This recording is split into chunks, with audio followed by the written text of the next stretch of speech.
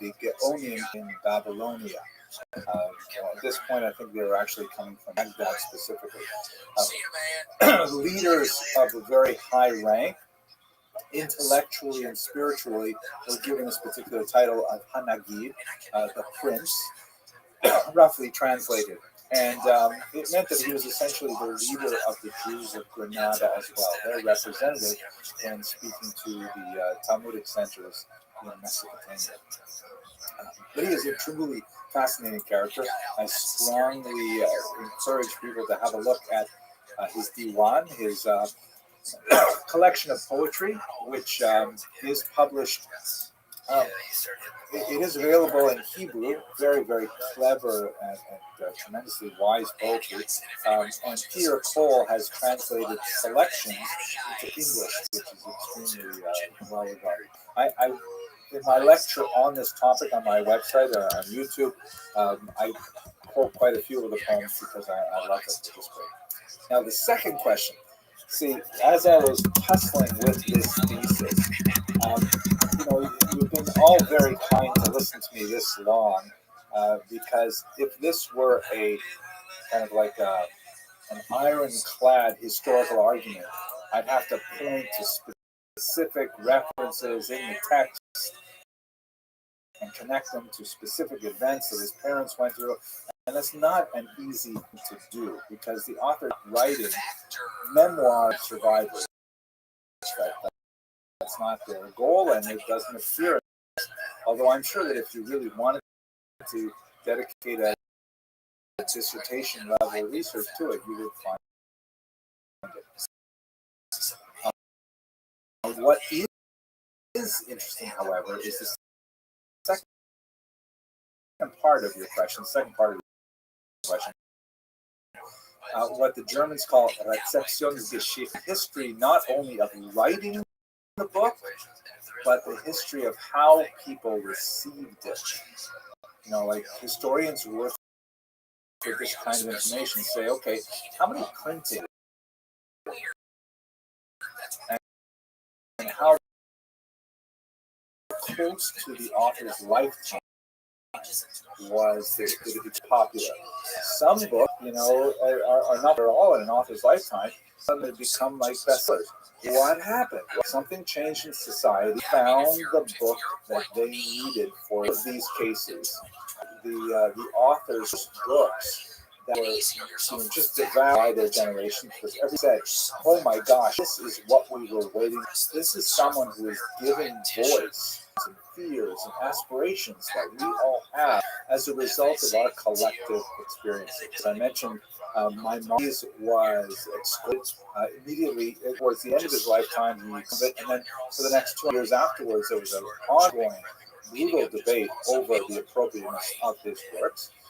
But nevertheless, even the debate indicates that people felt very strongly about it. So I would answer that all three of these major works, we'll have to see with Rabbi Sachs's work, but all three of these major works immediately found audiences, which indicated that they struck a nerve in the larger Jewish population. That was a sophisticated question. I hope the rest of the questions are easier than that. So there is an additional question, in which case, I was looking geographically to what you're seeing. Meaning, was it part of the world that the works that you described, the question is, had particular resonance or were particularly written for? Were they written for a particular population that is going through certain kinds of history or certain areas? Yes, absolutely. If we look at and we have to add to this, don't forget, translation is extremely important. Like with Maimonides, when he was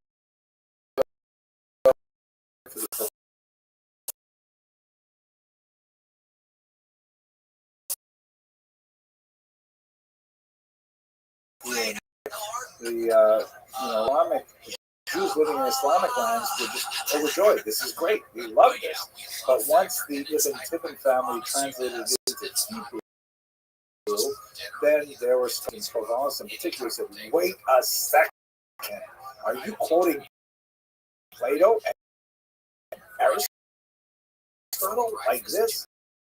Oh my God.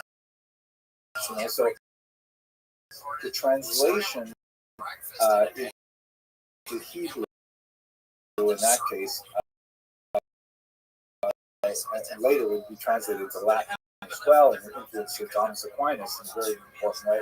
Translation has its own Rezeptionsgeschichte that builds on the earlier one. In cases,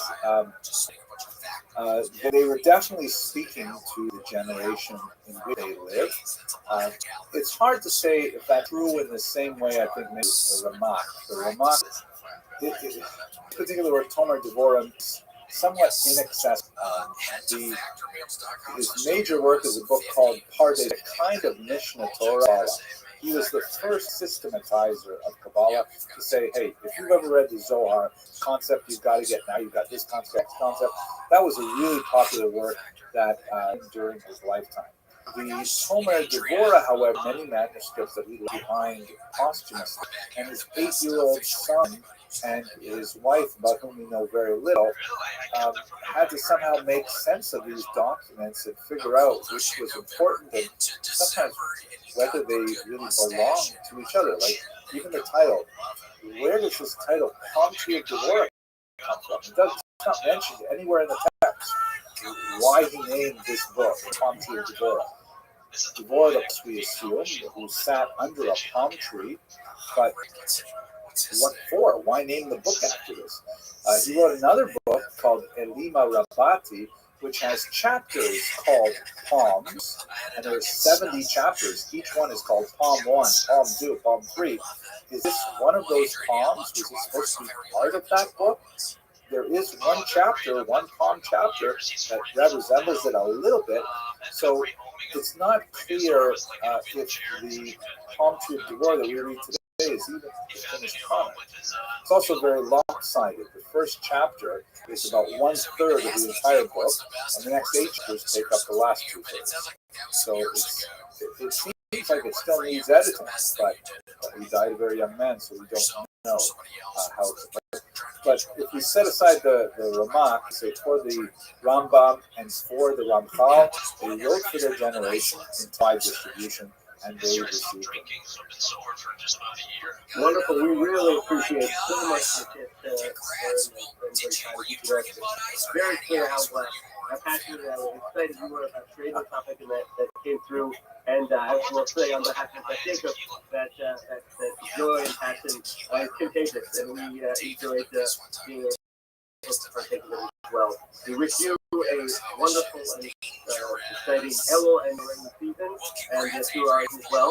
I did want to share that Dr. Abramson and I have been in discussions for yet additional opportunities over the next academic year. We are looking forward to a 3-part series, which will take place hopefully lectures virtually, and then Dr. Anderson has agreed or to find a time date that to come to visit us in Best Case over the coming year, and we're very excited about that opportunity as well. So, Bajada said we should continue to learn from each other with good health, and wish everyone a wonderful night. See you later. Thank you so much. I really appreciate the opportunity and the privilege of speaking with you. See you soon. Yeah, I don't like the stinky Latino, and that's better. I thought you were going to say like Hispanic person or something. It's just literally a certain race of person. So we have a lot of like Indian people, and they're stink. Well, that hates. When you say something like that. Yeah, and Adrian, I don't want to kind of pile on right now because my best friend growing up was Alvin Sidhu, who was an Indian guy, literally was one of my best friends. And I was flying back from somewhere last week. Hello, fellow students of Jewish history. This year, around Hanukkah time, I'm spending a lot of time thinking about an interesting notion of the Jewish rediscovery of Hanukkah. Obviously, I have to put the word prefix re in red because Jews were always aware of Hanukkah. However, it's fascinating to note that the actual history of Hanukkah took many centuries to kind of, peel off like the skin of an onion. And we had a very basic kind of understanding of what Hanukkah was from our most essential sources, but it is only with the passage of time that Jews have come back to the holiday of Hanukkah and really tried to understand much of its historical basis. This really gives me a lot of pride as a historian because I feel like I've somehow contributed to the understanding, or at least, within the context of all Jewish historians, I've somehow contributed on a professional level to helping us understand what actually happened back in the 2nd century before the Common Era. Let's have a look at the sources. So how do we know about Hanukkah? I mean, Jewishly. So the Talmud is perhaps the most important source that we have for the history of Hanukkah, at least for much of the medieval period. The Talmud, of course, was redacted to the form that we have today, although there's some dispute about this, but probably in the 5th century. There is a section in the tractate Shabbat that talks about the miracle of Hanukkah, the rebellion of the Maccabees, and so on. It is not, however, really focused on the history, and it gives us very little detail as to why did the Jews rebel? Who was Antiochus? What was going on there? And certainly doesn't give us any of the blow-by-blow events of this rebellion, which actually took several years to completely unfold. We have a little bit more detail in a document, Megillus Tainus, the Scroll of Fasts, which is a 2nd century document, quite fascinating, that lists a whole bunch of days in the Jewish calendar on which it is not permitted to fast because they are great celebrations, and other days which, of course, are fast days. There's also a later addition to the Scroll of Fasts, which was probably written around the 5th century. It's called the Scholium, and it gives us just a little bit more detail about the entire Maccabean rebellion, but not enough to really satisfy those of us that have a historical curiosity. There's one other really important document from late antiquity that is still studied today, the so-called Scroll of Antiochus, also known in the medieval period as the Scroll of the Sons of the Hashmonaim, the sons of the Hasmoneans. And it was probably written between the 2nd and the 5th century. It's first mentioned in another source in the year 615 and then discussed to a certain degree in the Gaonic period. But the problem with the Scroll of Antiochus is not quite the same kind of problem that we have with the Talmud and the Megillus Tainus, in that there's not a lot of detail. In the Scroll of Antiochus, there's lots of detail, but it's almost completely erroneous or fabricated. It does not seem to correspond to any of the material that we have from many other much more reliable contemporary sources. So in terms of understanding what exactly happened in the events of the Maccabean rebellion, it's not especially helpful. What is especially helpful is to go back to early sources that are contemporary to the account. Perhaps the most important of these is a book called the Book of the Maccabees. Now, there are actually several books of the Maccabees, and the first book in particular is especially valuable because it was likely written by a Jewish individual who was embedded in the actual revolt itself and was able to report on the unfolding of events from a first-person perspective. Incredibly valuable, very well written, an ancient document that has a lot of drama to it and so on. So how come Jews aren't studying this? Well, this book of the Maccabees ended up in a collection which was later called the Apocrypha. These are books that the rabbis, for one reason or another, decided not to include in the Bible, in the Tanakh. There are lots of these works that are floating around the ancient world, written by different people with different perspectives, and the rabbis, as they are slowly developing the canon of what we would call the Jewish scriptures, the Hebrew scriptures, they decided to pass on the Book of the Maccabees. There's several others that are discussed in the Talmud, for example, references to Ben Sira and other important, fascinating works. So they were set aside.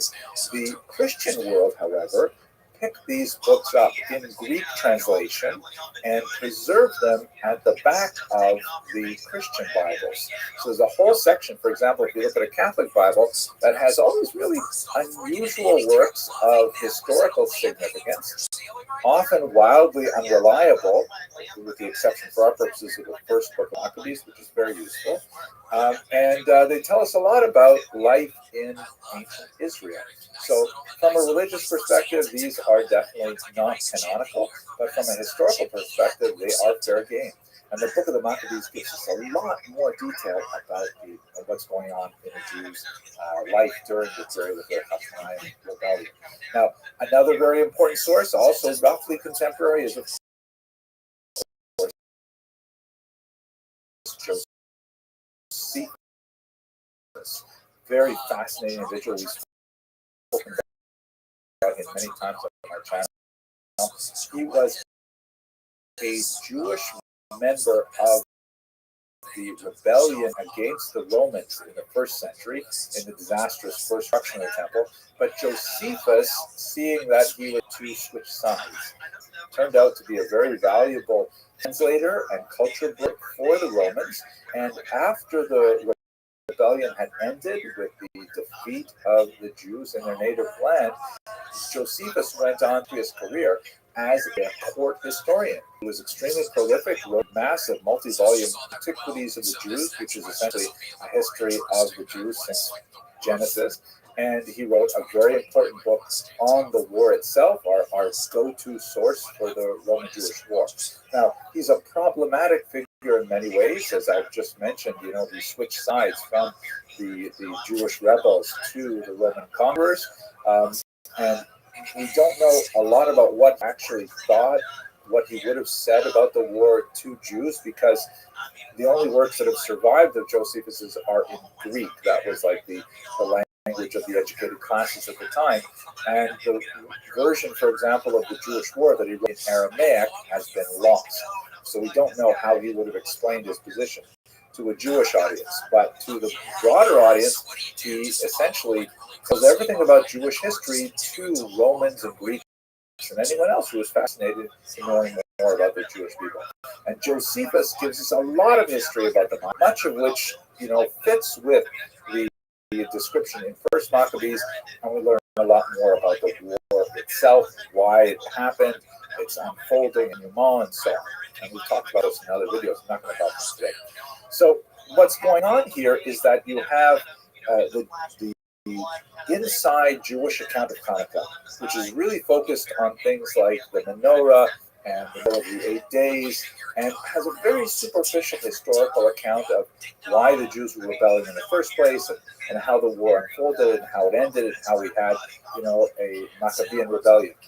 Part of the reason why it seems that the rabbis who were in charge of kind of collecting this for posterity and for Jewish memory is that they're not entirely enthusiastic about the kingdom that was formed after the Maccabean rebellion. The Hashmonaim were not always so aye when it came to their attention to rabbinic halakha. Also issues with regards to the following Herodian dynasty, which was even more problematic. But at any rate, the rabbis elected to not put too much emphasis on the history, but we do have the history preserved, ironically, in Christian and in Roman collections. So this begins to come together in the 10th century in southern Italy, where there was a large Jewish population. And here you have an author who puts together a book called Sefer Yosipon.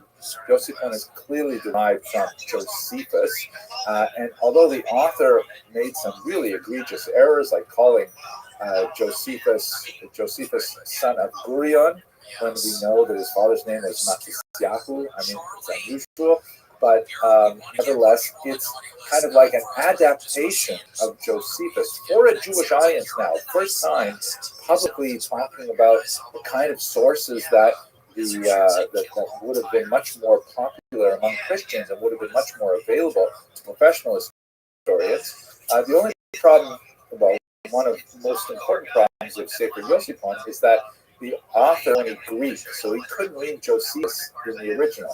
He relied on a Latin translation, which was not the best translation, and it was also partial. He didn't have access to the entire corpus of Josephus's works. He actually wrote quite a bit in several different places about the rebellion that we're discussing.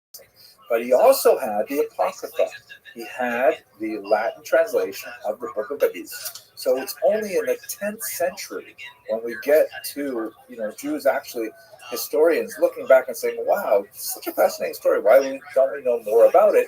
And then going in and looking at these other sources and filling in putting flesh on the bones of the story that we have in the Talmud and giving us a much more robust picture of what's going on. There are many errors in Yosipon because of the fragmentary nature of the sources that he was working with, but nevertheless, a huge leap forward in Jewish self-understanding of the history of the Maccabees.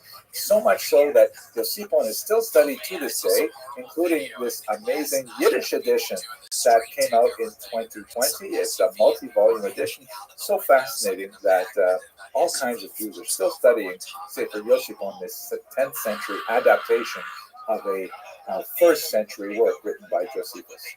Now, I'd like to bring this together with a little bit of a Dvar Torah because this is for my community at Young Israel here in Cedarhurst, and it brings to mind something that Rabbi Lord Jonathan Sachs, of blessed memory, once wrote. He really emphasized the importance of creating a narrative or working with the narratives as a form of moral education, not only for Jews, but for the broader world as a whole. Rabbi Sachs really emphasized how as long as Jews are understanding of their own story and are able to communicate it to themselves, that story has tremendous implications for the entire world. So here's a citation. I'm going to read it to you from something he wrote in 2015. It's from Telling the Story, commentary on Parshas Bo. So this is Rabbi Sachs writing. God created man, Elie Wiesel once wrote, because God loves stories. What other cultures have done through systems, Jews have done through stories. And in Judaism, the stories are not engraved in stone or memorials, magnificent though that is. They are told at home, around the table, from parents to children, as the gift of past to the future. Storytelling in Judaism was evolved, domesticated, and democratized. And he goes on after there are stories that ennoble and others that stultify, leaving us prisoners of ancient grievances or impossible ambitions. The Jewish faith is in its way the oldest of ever young, and we are each a part of it. Its storytelling is the great vehicle of moral education. It was the story of freedom, and its responsibilities would stay free for as long as humankind lives and breathes and hopes. In that regard, I hope you have a Freilichen und Lichtigen Hanukkah, a Hanukkah full of happiness and light, and I hope that we all merit to share the story and delve deeper into the story for the next generation. This motherfucker follows me with like 300 accounts on Twitter. Listen. Anyways, yeah, Charlie Thrash doesn't get much better than that. Yeah, just classic. Schlappy. What's up? Good, how are you?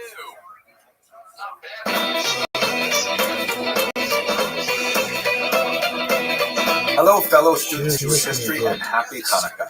Shit for you, bro. Shit for you, guys. I have something really special to discuss with you today. I'd like to do a very quick book review of this remarkable book that just came my way recently. It is by Rabbi Reuven Melech ben Binyamin Yitzchak Schwartz, Reuven Schwartz, and it's called Emek HaSufkanim, Iyunim Ubirurim Be'inyan Minhag Achilat Sufkanim B'Yemei Chanukah. Now, if you know anything about Hebrew, you will be amazed at that title, but let me translate it to English. It is the valley or the depth of the donut. Studies and clarifications of the custom of eating donuts on Hanukkah. Wow. Now, you will recall, if you're following this series, that a few weeks ago, I happened to give a class on the Acharonim, and I happened to mention this book, which I had seen online, but I had never actually picked up. And I was fascinated that someone could write, as you see here, a whole book. It is 431 pages long, mainly double column pages like this, all on the custom of eating donuts on Hanukkah. And I was like amazed. And this is the double amazing thing. The one of the members of our regular class is actually the mother of Rabbi Reuven Schwartz. And she said, "Oh my gosh, that's my son's book." And she got me a copy, and I was so excited. And so I began reading it just before Hanukkah. And then my wife sent me out to buy donuts, and I ended up spending like a ridiculous amount of money on. But now I knew what I was doing. Okay, so let me tell you a little bit about what's in this book, and specifically that's connected to Jewish history. So this is actually part 3 of a series of books on the commandment and the minhag, or custom, of eating on Hanukkah. The other 2 volumes are also quite fascinating, but we're going to focus on the depth of the donut. Now, let me just also clarify, those of you who your mind may still be boggling about what is going on here with donuts. In Jewish law, there are basically 3 levels of obligatory activities. There are Torah laws called deoraisa, which means that they are either explicitly stated in the Torah itself or in closely related rabbinic works like the Mishnah. And then there are rabbinic laws. Are made rabbis,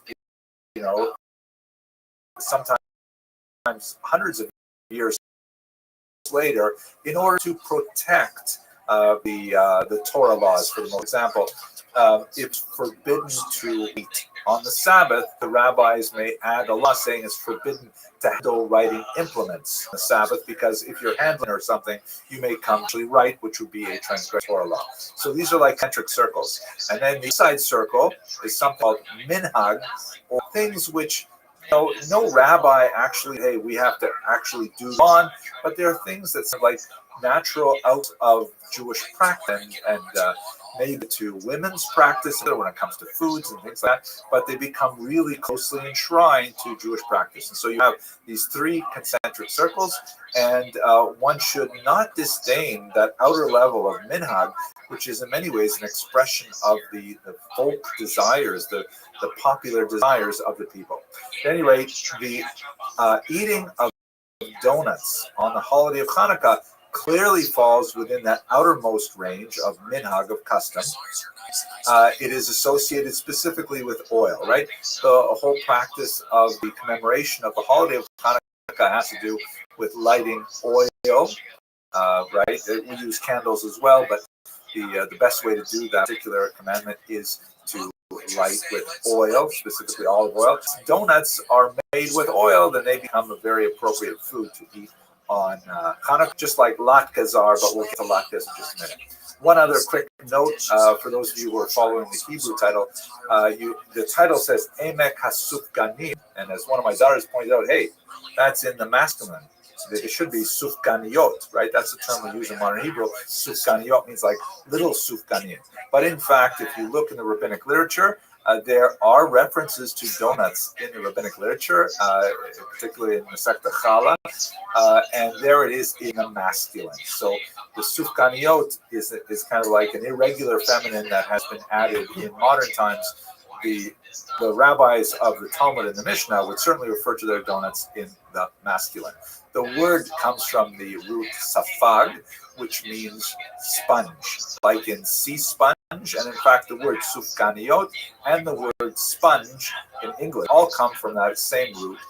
And obviously, it's connected to the sea sponge because, it's shaped sort of like a jelly donut, and it has kind of like a fluffy quality like a jelly donut. So that's why the donuts were named after the sponge. Now, historically, I was remarkably amazed to see that the first reference to eating donuts on Hanukkah actually dates all the way to the 12th century. I thought it was a much more modern thing, but it's a 12th century rather than Rabbi Maimon, the father of the days, right? Maimonides means Maimon. His name was Moshe ben Maimon. His father's name was Maimon. So that would it was referred to in Rabbi Maimon's writings where in southern Spain or possibly North Africa where he lived, and that would be 12th century. And then in the following century, in the Provence region, which is south of France, and there's a very unusual mixed community of Sephardim living there. By Colonelus Ben Kalmas, a very well-known poet, actually wrote a beautiful poem about the importance of donuts. On clearly by the 12th century, this was widespread practice. Who knows further back it goes, but those earliest references it as a common practice, both Sephardic lands and at least through the Ashkenazic portion of Provence in Ashkenazic lands. Now, this book is not specifically a history book, it's a halachic sefer, it's a law, so there's a lot of discussion here of like, how does one behave with regards to this custom? Who should eat donuts? How much donuts should eat? By the way, I tend to be very strict. I tend to like eat lots of donuts because I want to be sure that I eat the minimum amount. When should one eat donuts? Does it count at night or at daytime as well? The blessing over donuts, this is actually not at all obvious because there's a lot of discussion of like whether or not, how do you relate donuts to bread, which has a different blessing than you would have on like a cracker, for example. So I'm not going to go into those details, but I will summarize 4 quick things because these are important for you to know if you want to. First of all, what are the best kinds of donuts? Not dairy. Dairy donuts actually involve quite a few questions. And so, check with your local Orthodox rabbi before you decide whether or not to buy dairy donuts. This is the time when you should try to get parv donuts according to. Secondly, they should be flaky. Yes, those really hard, kind of like Montreal-style bagel donuts. They're not donuts in the full sense of the word because they don't have a connection to particular sacrificial flour offerings brought in the temple, which were also made in a kind of a fluffy format. Third, and this is like I think really important, and especially relevant for American audiences, no holes. That's right. The ideal donut for Hanukkah does not have a hole in the middle. That hole in the middle, it's like it's like almost heresy.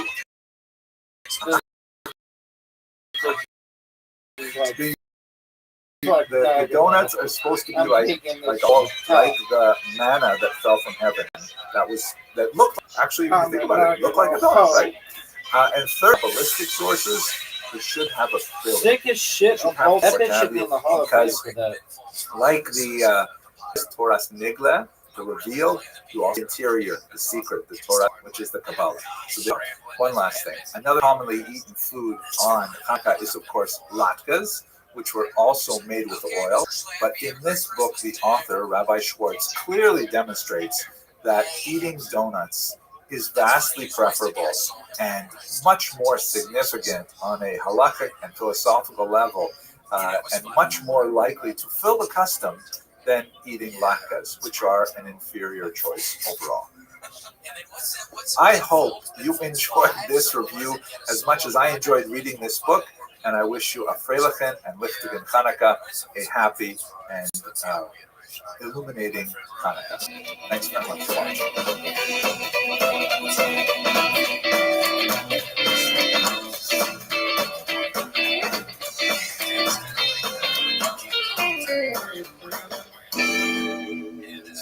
It's really funny, but yeah, his bandmates kept like urging him to sing. Please sing. Clay! Hey guys. Look, dude, who are you? Were you just drinking on some coffee? It's one of the medicine balls from Starbucks.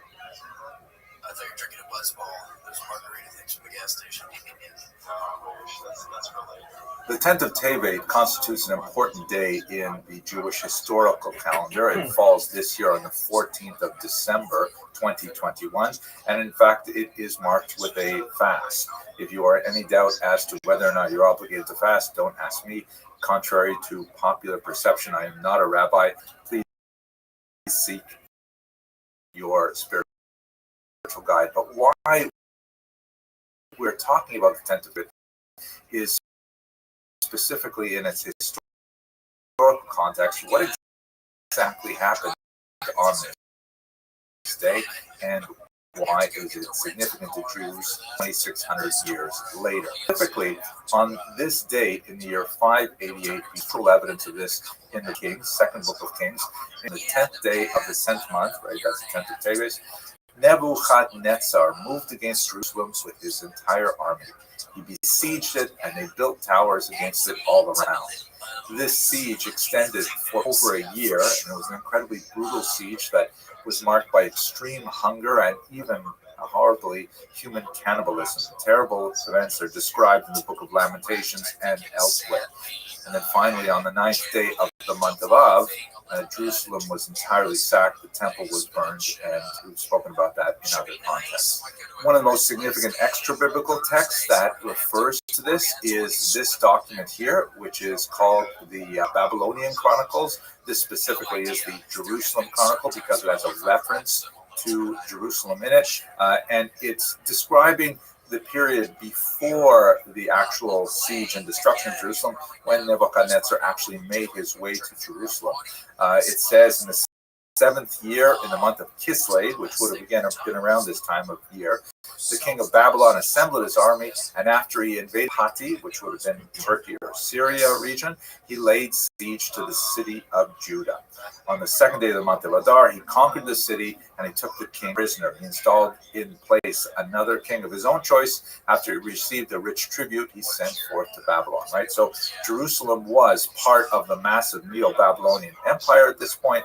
It was not destroyed. As you can see here, this map shows just how tremendous an expanse was the extent of the Neo-Babylonian Empire. But a few years later, relations went even more sour, and that's when Nebuchadnezzar laid siege to Jerusalem on the 10th of Tebet and ultimately destroyed it. Fascinatingly, there's been some really interesting archaeological discoveries in recent years, including these remarkable arrowheads, which are Scythian arrowheads from the 7th and 6th century before the Common Era, and they were the ones commonly used by Nebuchadnezzar's army and can be dated with other examples of other campaigns. One of my favorite writers of popular archaeology for the Times of Israel is Amanda Borshel-Dan, who, whenever I see her byline, I have to read what she wrote because it's usually quite fascinating. And this article certainly does not disappoint at all. There's a new PhD dissertation that just came out recently that looks at some of the remains from that early destruction. And as Ms. Dan points out, it may even hold the key to protecting the planet. Okay, so let's try and figure this out. This is kind of complicated scientific stuff, but nevertheless, I'll try to explain it as best I can. So this PhD candidate, Yoav Vaknin, did an excavation in the City of David's Givati parking lot, right? Only in Israel can you find things like this in a parking lot. And he discovered that minerals embedded in the chunks of an ancient floor from a house in Jerusalem were heated beyond 932 degrees Fahrenheit, or 500 degrees Celsius. And that's consistent, of course, with the idea of the destruction of the city. Now, Yoav Vaknin is an expert in this emerging science of archaeomagnetism, which is basically another way of dating things by looking at their magnetic field, which is really quite fascinating. Apparently, when things burn very intensely, and apparently the floor that he studied was burned at higher than 932 degrees Fahrenheit or 500 degrees Celsius, that kind of locks in the magnetic field of the object at that particular time, which corresponds to whatever the magnetic field of the Earth is at that time. And we should note that the magnetic field of Earth changes with some frequency over large periods of time. And so, therefore, by taking the tools of traditional archaeology, dating this area to the destruction of the first temple in 586, and by looking at the magnetic field, literally, of the bits of floor and the dust that's there, they were able to determine what the Earth's magnetic field looked like 2,600 years ago. Now, this is really exciting to anyone who's fascinated with Jewish history and with archaeology, as I am. But it's really important for all of us because apparently the Earth's magnetic field has a tremendous role to play in protecting the Earth's climate from all kinds of, sun's radiation. And when the magnetic field declines, apparently that's not a healthy thing for our planet. So by getting a distinct measure of what the magnetic field was like back then, scientists are able to use this as an important data point trying to figure out how to protect all of us from the devastating climatic change that we are experiencing all over the world. I think this is so fascinating. I hope you enjoyed it as well. And I hope that you, like I, perceive just the tiny seeds of redemption that can be discovered in the ashes, literally, of the destruction of the first temple. And this, to my mind, if we can return for a second to the biblical text, makes me think of a passage in Zechariah, chapter 8, verse 19. Thus saith the Lord of hosts, the fast of the 4th month, the fast of the 5th month, the fast of the 7th month, and the fast of the 10th month, that's this one, the 10th of Davis, shall become occasions for joy and gladness, happy festivals for the house of Judah, but you must love honesty and integrity. The words of Zechariah. I hope that for those of you who are fasting, the fast is an easy and meaningful one. And thank you very much for watching. Okay, don't even ask, because again, those first 2 things were pretty good. Those are the best things we've heard all day, I think. Totally. Well, what? Not. But Santa loves honesty. I know, so. I don't know. I can't believe I'm saying this. Nice. I think what you did was so insane. This is truly an honor to be speaking to distinguished scholars, particularly in the Asian world. I have long, appreciated the tremendous contributions that your cultures have made to world civilization, and I have to say, on a personal level, to my own diet, because I am a very devoted fan of Asian food. As anyone who watches my lectures will know, I have to refer to that at least once every 3 or 4 hours. What my goal, the task that Professor Katz has given me is to speak within 20 minutes on Jewish religious practices, which is a task akin to Pharaoh's asking the Jews to make bricks without straw, because it is virtually impossible to say anything meaningful about the tremendous amount of detail involved in Jewish religious practices, but nevertheless, given the illustrious nature of the colleagues with whom I'm speaking today, Professor Brill, who I've long admired his work, and also Rabbi Greenberg, who wrote some really seminal works that contributed greatly to, in particular, the history of Jewish women, I decided to accept the task. So my goal for today is to try and say something meaningful about this complex set of ideas. I'm going to do it in such a way that I hope will be accessible both to people who have very little familiarity with Jewish practice, and at the same time will be moderately entertaining for those of us in this call, particularly those of us from the western region of this globe who have more familiarity. Let me begin, first of all, with the central mission.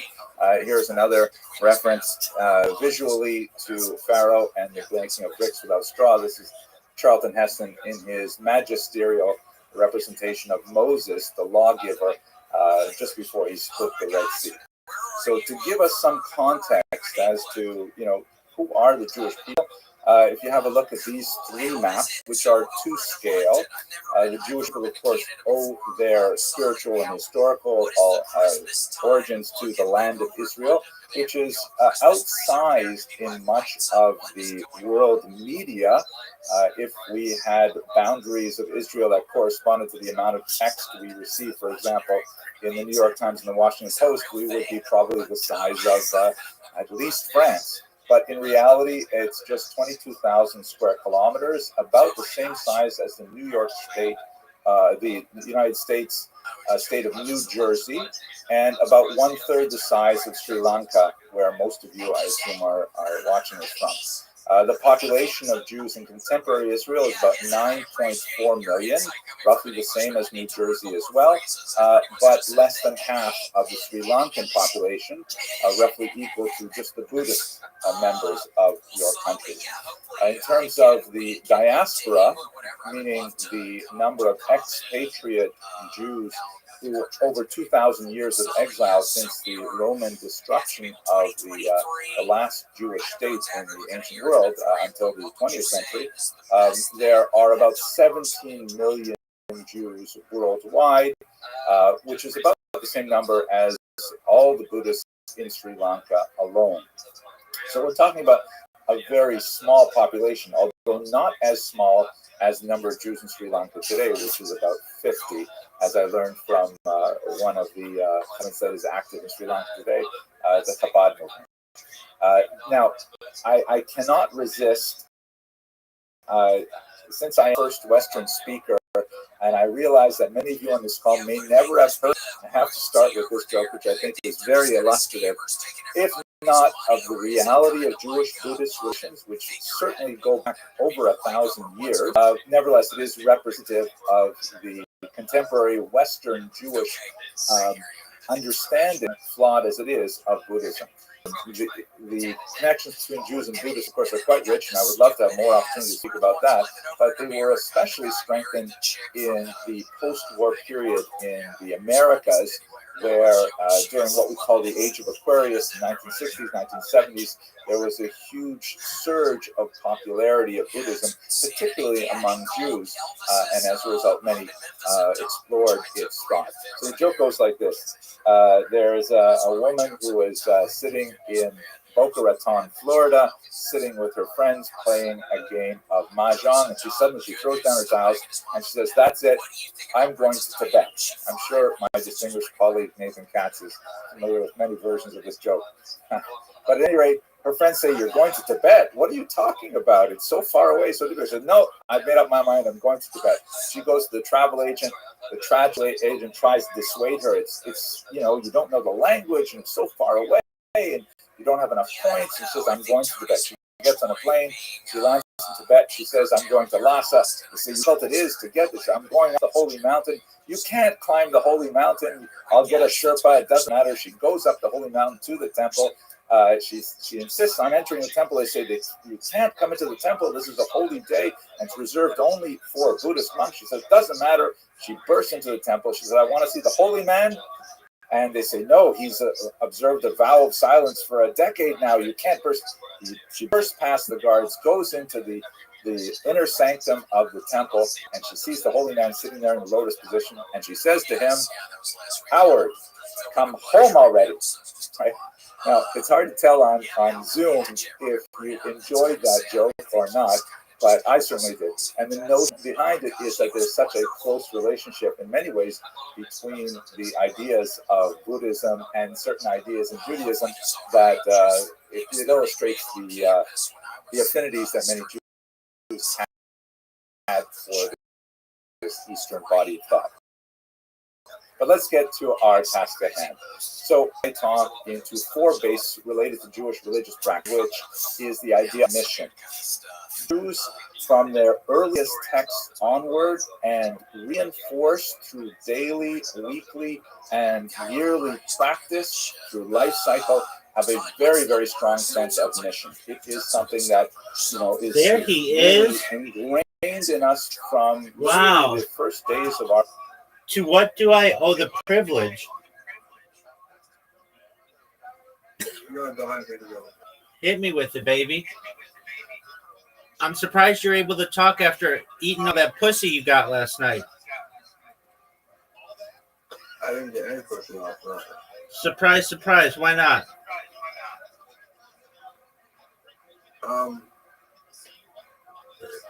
Bitches be crazy? Bitches be crazy. I don't know. 18. 18? Yeah. Why didn't you go to a bar? I didn't go to a bar.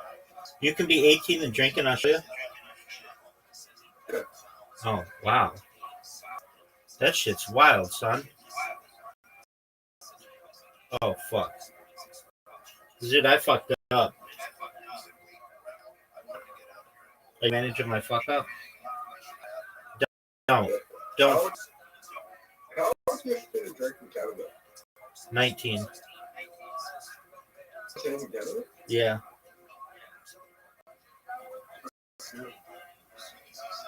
Hit my ball, baby. You're gonna hit my ball. You're fucked. You are fucked. Fucked, son. I know, but I was fortunate. How were you? I put back on one side.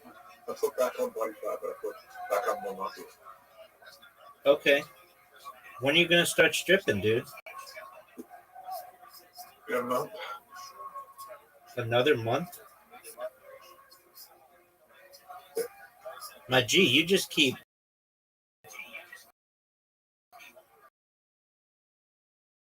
oh fuck. Putting this off longer and longer. Yep. Okay. Yo, pimp.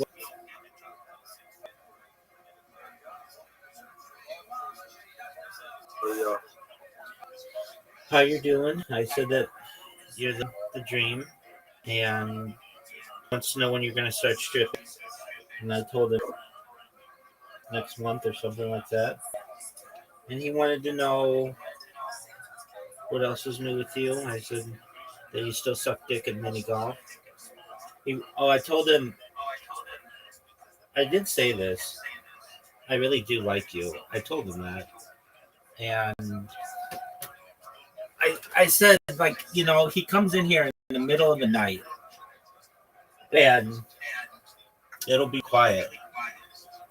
And then all of a sudden he comes in and we'll play these games for like hours, and he brings joy to my life just in the middle of the night. I didn't say this, but it's true. I wish we were just on the same time because you fuck up my whole life, dude. You really do. Because of you, I'm like, I sleep during the day, and oh no, Zoot, and that causes me issues. No, Zoot, perfect. Um, so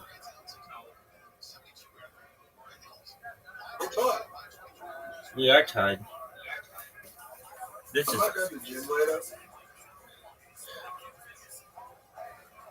Did you ever see the show Seinfeld?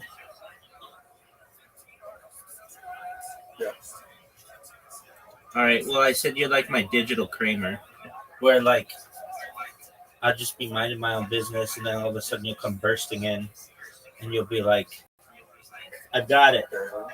I'll be like, "You got what?" You'll be like, "I am going to be a savant at stand-up comedy," and I'll be like, "Oh, okay, is that right? Tell me a joke," and you'll be like, "I don't need a joke." Wait, did Kramer have a job? He had a bunch of jobs. What was his job? Okay, so what was his job? I mean, he didn't really have one, but he'd have a bunch of them just depending on the episode. So he worked at a bagel place that went on strike for like 20 years. And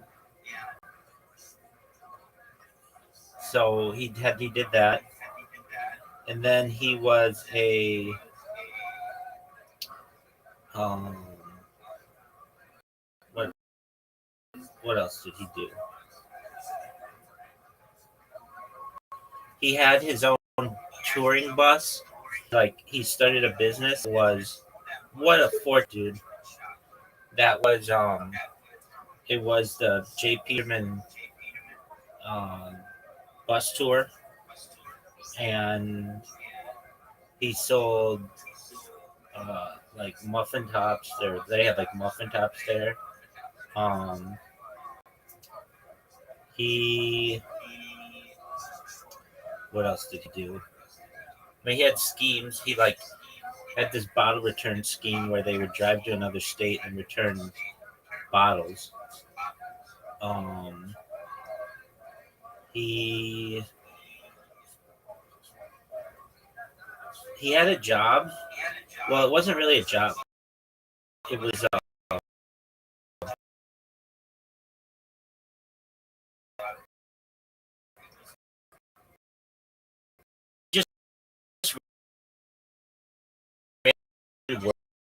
working it without getting hired, and he just started going every day, but he didn't actually work there,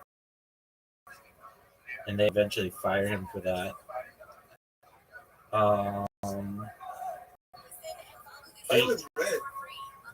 Well, but okay. He. What else did he do? He said that like you came in here, you're like, I said that you really want to be something. You really want to be a something, but that easy, and most people are not a savant. What you wanted to do was be a stadium. Are you gonna do that on Monday? Zoot, you have an invitation, dog.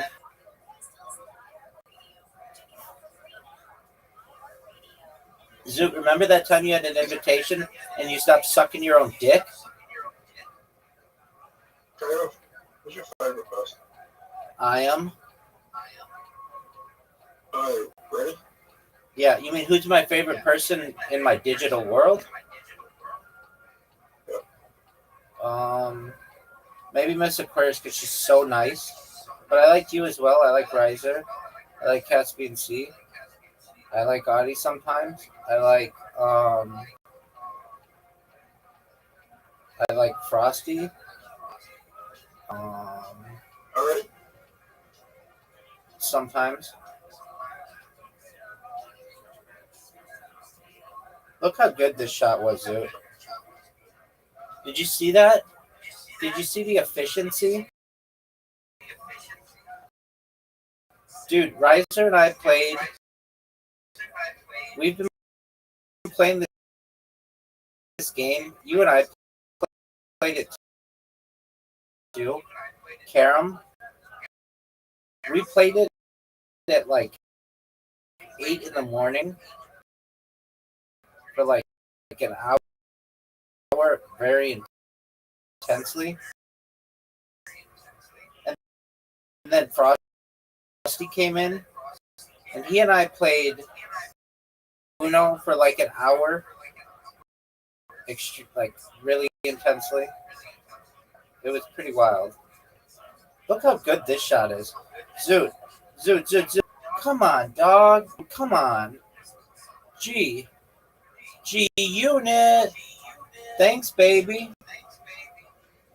So, Rabbi, Yo, pimp. I got search the other day. Search for what? I got search for simple ladies. For what? I was playing around with my kid, train reported me to the police on the train, and they thought I had a knife, but it was actually just my keys. And I had to tell them that I had ADHD and I was just playing around with my keys. What did they say? They said, basically just said sorry, and yeah, it's not your fault, but I said, yeah, sorry, and then just don't play around with your kids again. What the fuck? That's ridiculous. What? That they would just randomly search you like that. No, that's what I had. So what? You're not allowed to have a knife? Okay. Yeah, you can't have a knife on the train.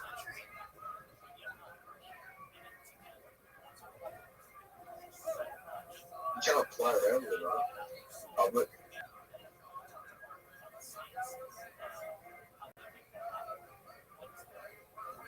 You cannot play around with knife in a public place. It's illegal. That's an interesting rule. I thought that was a universal law. Yeah, I don't think so. I mean, you might get like public endangerment in the United States or some other bullshit like that, but you can basically. Would you go just go to trip and someone just sitting there with a knife?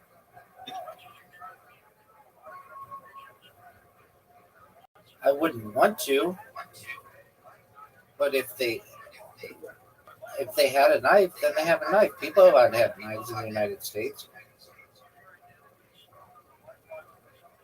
They're allowed to have guns in the United States.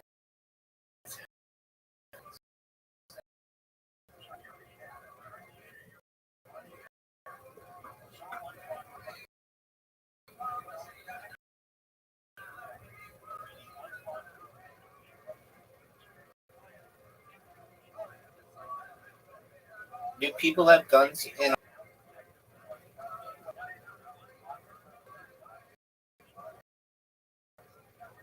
Have you ever seen a gun?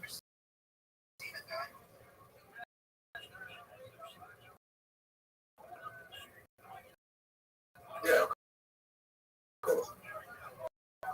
Okay. When did you see a gun?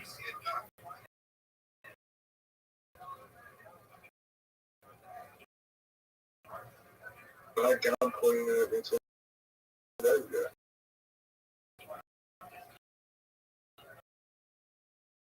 What?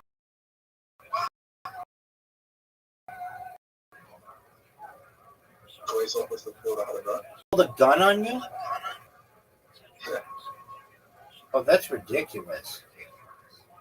Sorry, they didn't pull a gun. I think he had his hand in stuff. Oh, okay. So police is there? Yeah. Well, there was in the place that guard.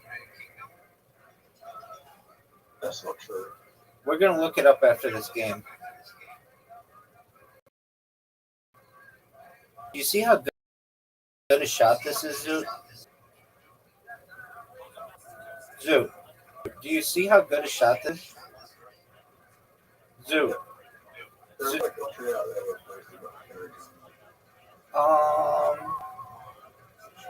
I think the United Kingdom, like your average officer doesn't have a gun. They have like a fucking baton.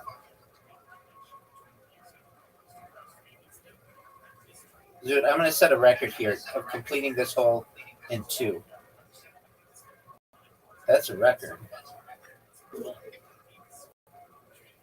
I wonder if it's possible to complete this in 1, but I don't think so. Perfect game. Okay, 1 second, Zoot. I'm gonna look up. Do police have guns in England?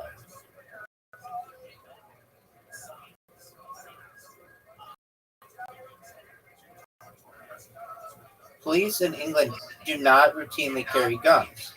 The majority of police in England and Wales do not carry firearms. See? And only a small number of specially trained officers are authorized to carry guns. These officers are typically part of the specialist units such as the Metropolitan Police's Rapid Response Unit and are deployed for specific missions such as counterterrorism operations or to protect high-profile sites.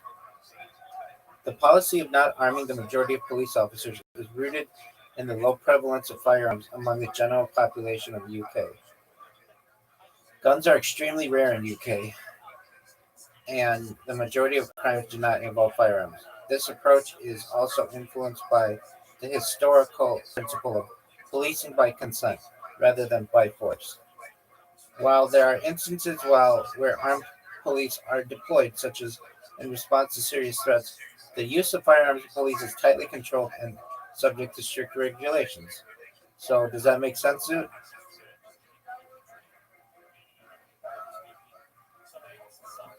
Zoot!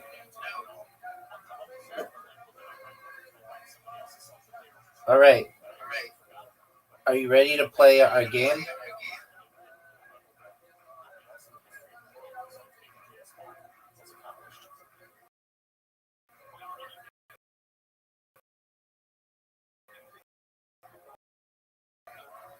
We have a bunch of games. You've never beaten me in this game, to my knowledge, and I want you to.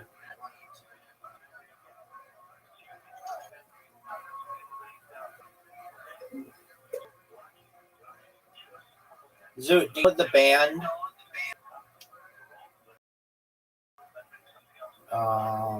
it's the Little River.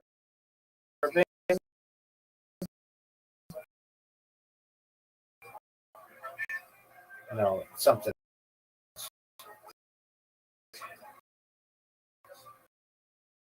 Anyway, did you know that invitation? Or are you going to sit there and beat yourself up? Did you know you had an invitation?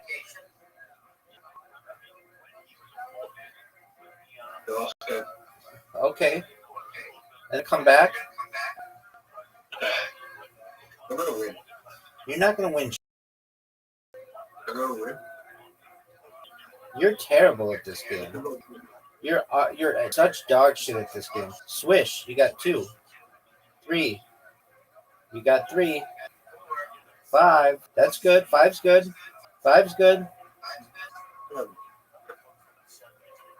Especially without any practice.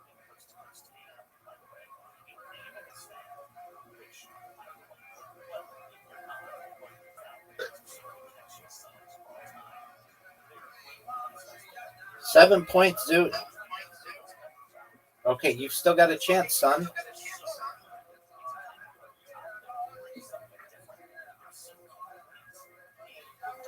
Oh, dude, you got a swish? Whoa, Zoot's on fire. Another swish. Whoa, Zoot hasn't missed. Zoot playing like a baller. 2 swishes. Zoot, that was incredible. 8 points. Great job, dude. Oh, they're not gonna get honor.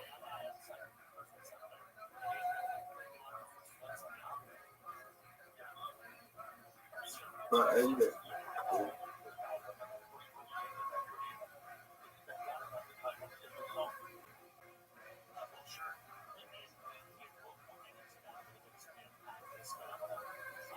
We're playing 5 rounds, so you've got a better chance to win.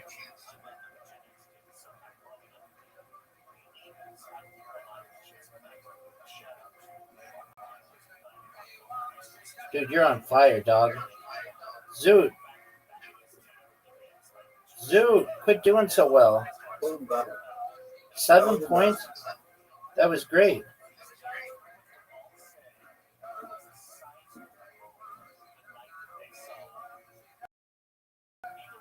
Okay.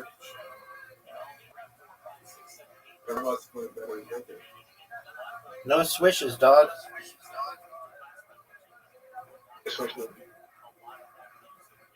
That was not good. You got the lead.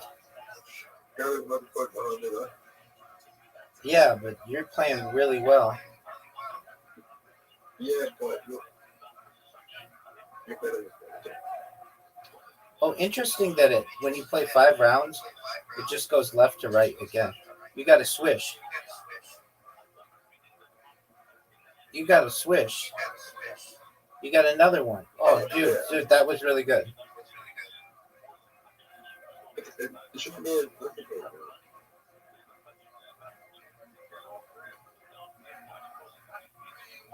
Wow. Wow. Wow. Yeah. No. Good voice line right here.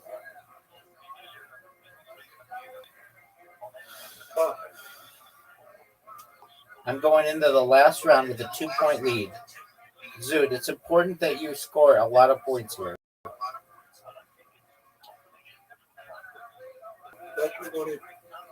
Yes, it should have. Zoot has missed every shot this round. Every single shot Zoot has missed. Oh, he got a swish there. So all I have to do is get 1 point.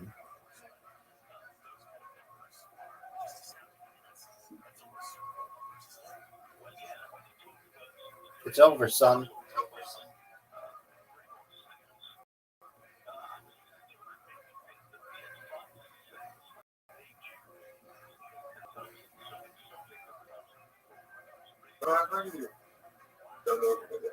Zoot, I won.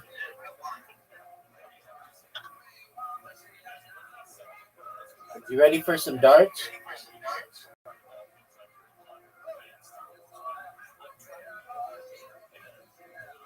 Zoo, why don't you answer people when they ask you a question?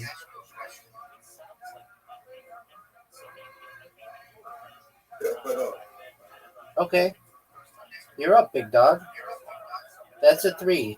That's a 3. That's a 25. 31. Not bad.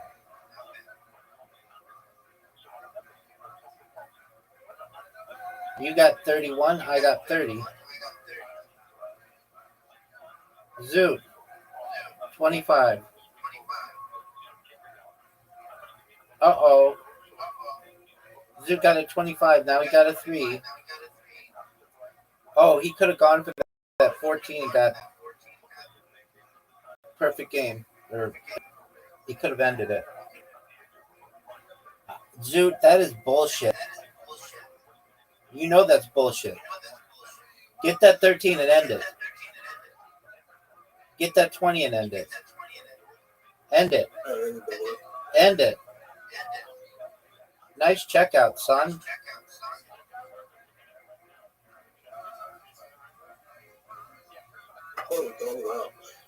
It's impossible for me to win. Yeah, it is.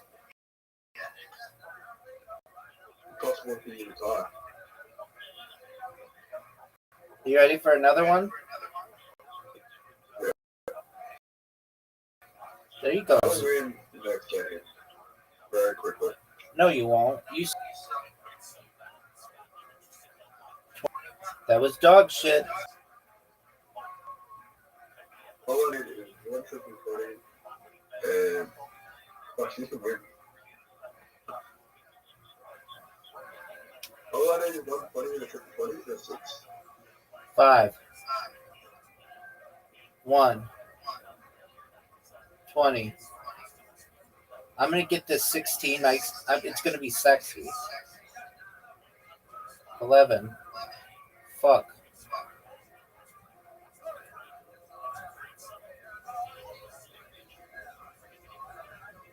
Get it. Oh, dude, you could have won. Get that 10. Why wouldn't you go for the fucking...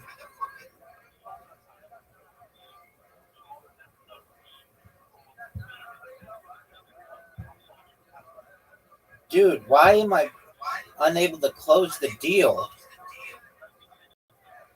Rabbi, is it hard to get a job in America? If you have trade, no. If you don't, then you're just going to have a shitty job.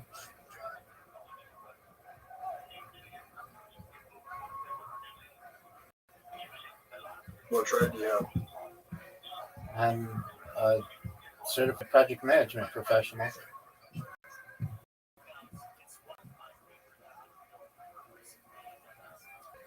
How do you get it? How do you get it? You have to have experience managing projects for at least like 5 years, and then you have to pass it.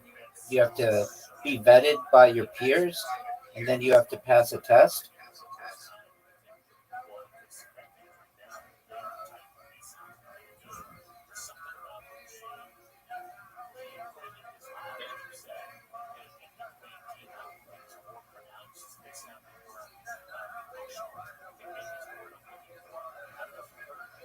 $28 points.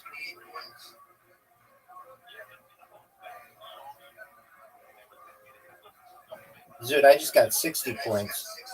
What are your thoughts? You got 20. You got 20. Oh, look at you. Got 64 points. Besides medication, what helps you with ADHD?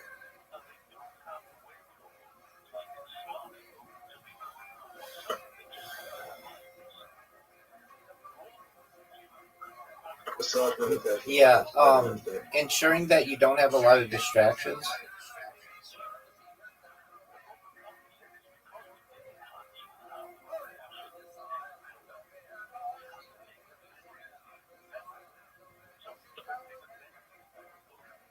But I've heard something right, because I have pretty fucking severe ADHD. You say that, but you don't even know what that means.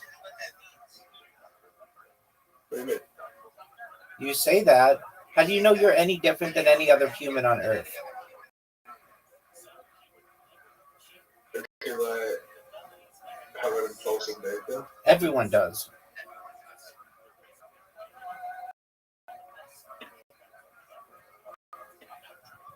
No way. Dude. That's bullshit, dude. Okay.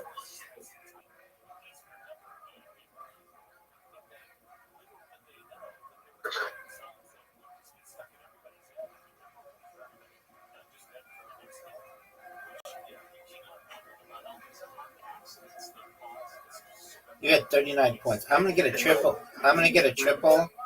This site early, it's a weird site, but we can't really fucking like we can't even get like an AI brain scans to tell us like what a neurological condition we have, like what Oh, triple 20.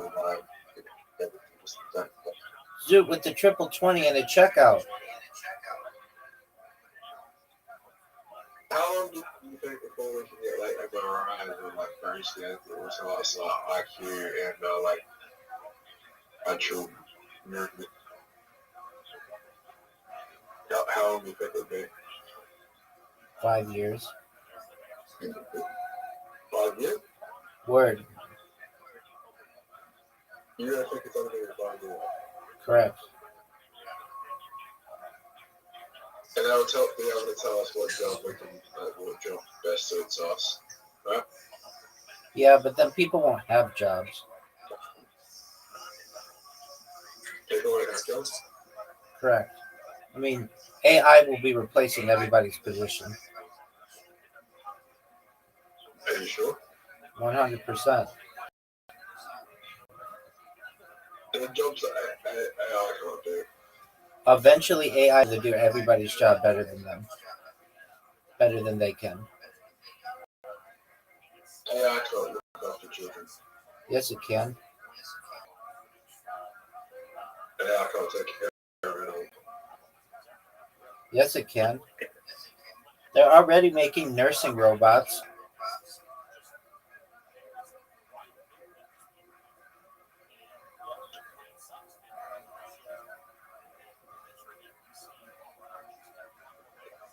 Anyway, you have to have a job to be taken in by AI.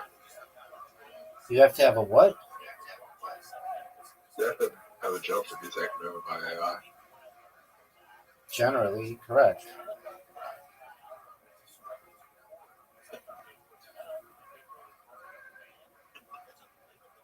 So yeah, AI sort of take over the sex work. Oh, easily. Sex bots, dude.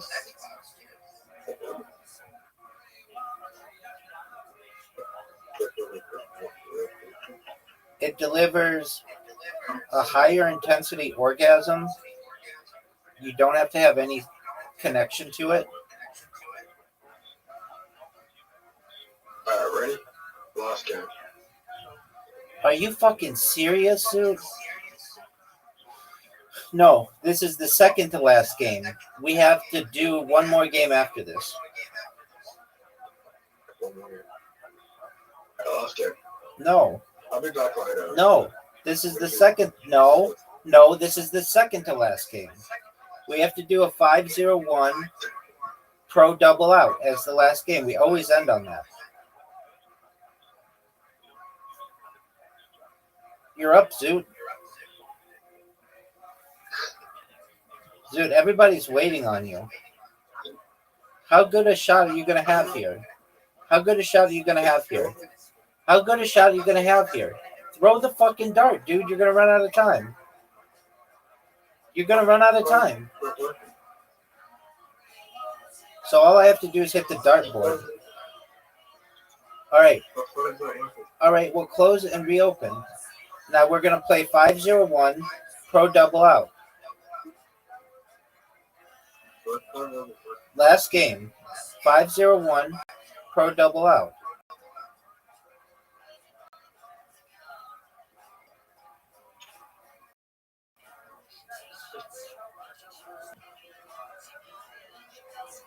Zoot, you're up. And everybody's waiting on you. Zoot, you have an Zoot, you have an invitation, big dog.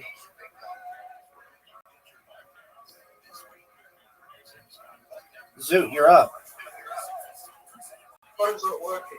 What do you mean? Like not working.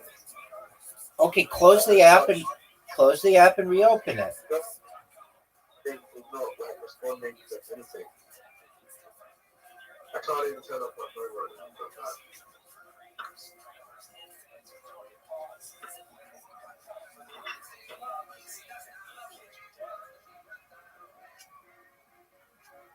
Is it not working still? No, it's not working. Still. Can you take out the I battery? didn't get me a phone. Can you take out the battery? No, I didn't get me a phone. I mean, can you do a hard, like a soft reset on it? Hold down the power button for 10 seconds.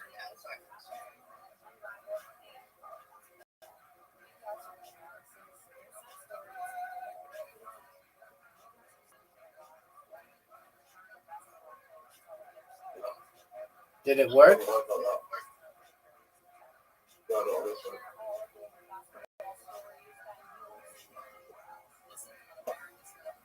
It's not even working.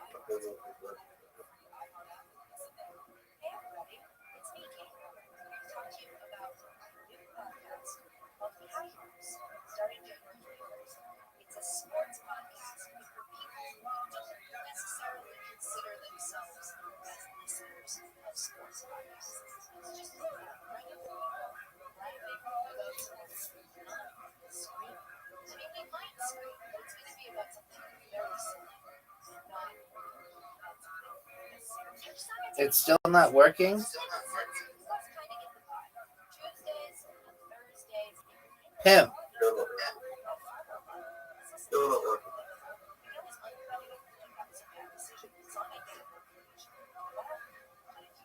Well, what do you think's wrong with it?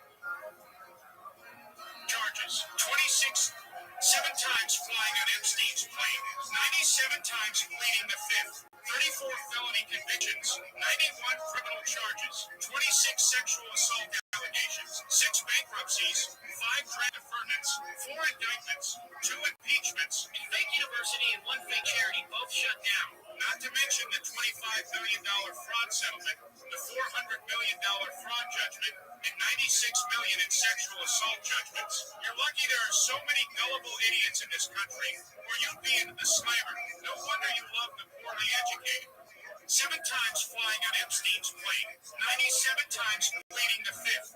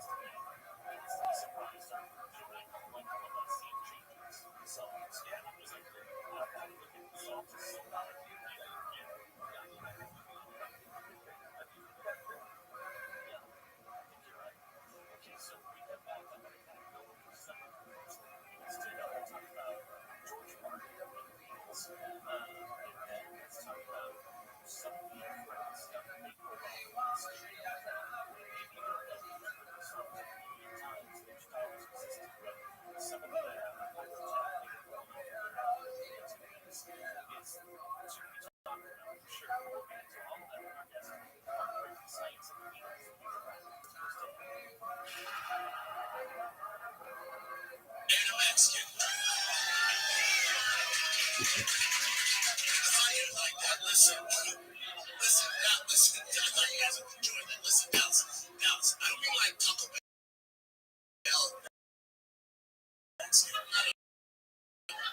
I'm talking Kimla State's the real deal at Holyfield. You know, it is. I did a lot of white girls, big titties, and flat asses before. It just never worked out for me. It just would never work out. I'm freaking this one. Boys goes, dude, put the bro. You was like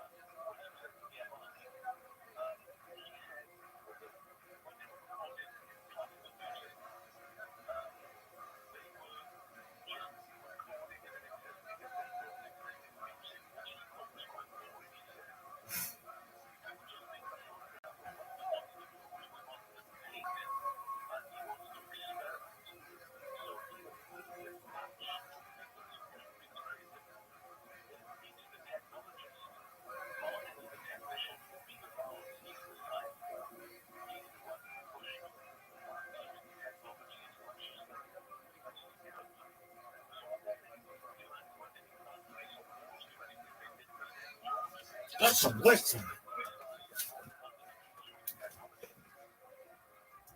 Of our lives. What is that mission? So, just encompassing this is something that would be certainly worthy of a much longer conference. And I suspect that Professor Brill may have some very useful things to say. But I can certainly boil it down to this one statement, which was from one of our early sages from the period of the Mishnah. The great Hillel spoke, "That which is hate for you, do not do to other people." That is the whole Torah. The rest is commentary. Go and study. Now, this pithy but very sophisticated statement is really at the root of all Jewish religious practices. You might wonder, well, what does this have to do with the ritual calendar and the daily activities and prayers and things like that? Well, that's where it gets a little more complicated. Jews traditionally recognize, and here I'm speaking, by the way, there is, of course, a huge spectrum of what Jews believe, but I'm speaking to kind of like the traditional, what would today be called Orthodox point of view. There are 613 commandments, not 10 as is mistakenly thought. There are a massive number of commandments that survey all aspects of the human condition, not just what one does in the synagogue during prayer, but what one does in the boardroom for business meetings, what one does in the bedroom with one family, what one does at the table, every aspect of life, literally from how you tie your shoes in the morning to how you sleep at night. Every moment of a Jew's life is regulated by this massive body of commandments. This is not to say, however, that the mission is to convince everybody else to do so. One of the basic ideas of Judaism is that this set of commandments is specifically for Jews. For all other human beings who are considered the children of Noah, that is, Noah and the flood, I'm sure you're familiar with that famous biblical story, all other humans merely cover 7 basic commandments, most of which are really quite, obvious and understandable, like, for example, set up courts of law, maintain justice, avoid cruelty to animals, other living things. The mission is not to convert the world to Jewish or Western faiths. The mission is that Jews should hew closely on 13 minutes, and by some means of flexion, then will extend God's will to Christ, I think, is in one base that is of holiness, which I simply do not know enough about Buddhism to understand if there is a similar concept. But if you were to try to understand how holiness actually works as a religious practice in Judaism, it is part of a massive nexus of separations. That is, moments and places of focus in which Jews say, what I am doing now, what I am thinking now, is separate and therefore holy. For example, the concept of time is very, very important in this sense. The 1 day a week of rest, which is called Shabbat, which begins Friday night and extends through Saturday night, this is a rest from any creative or manipulative activity. The religious practices codify 40 distinct types of activity.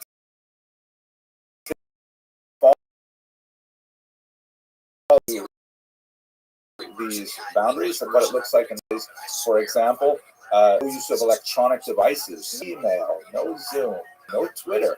One disconnects from all these things and is forced to engage in human, local level communication with one's family, community, and things like that.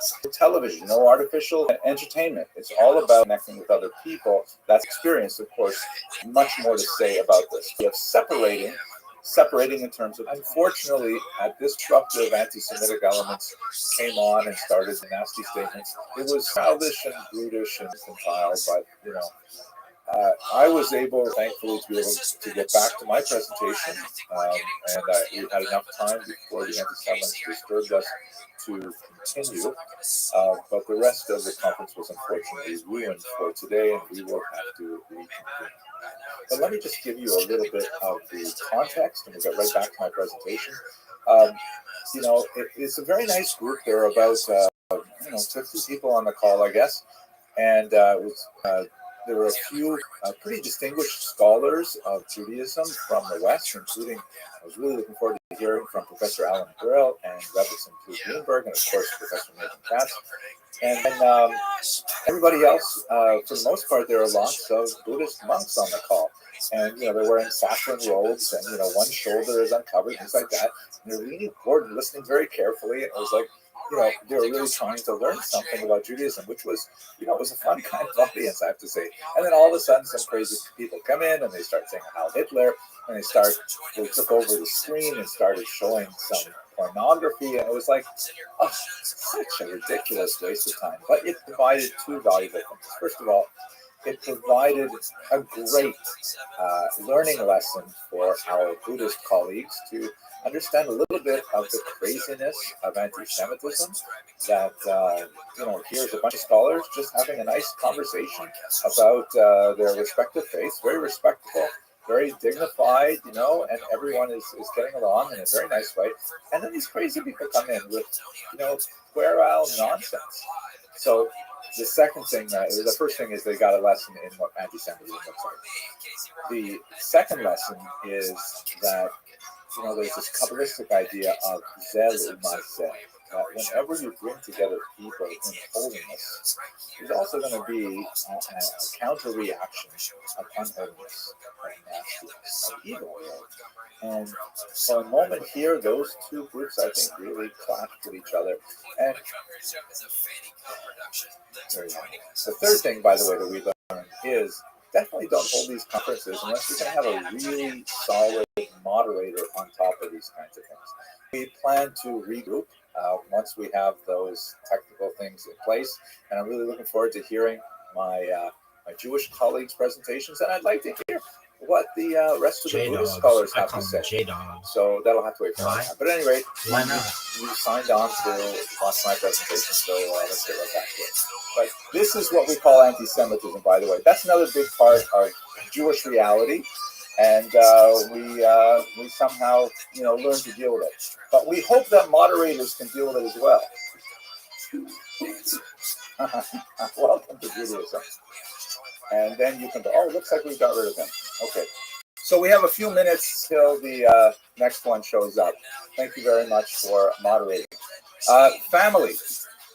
We are very big into fidelity, which for the most part involves monogamous relationships. Although there is, of course, in the biblical period, polygamous relationships as well.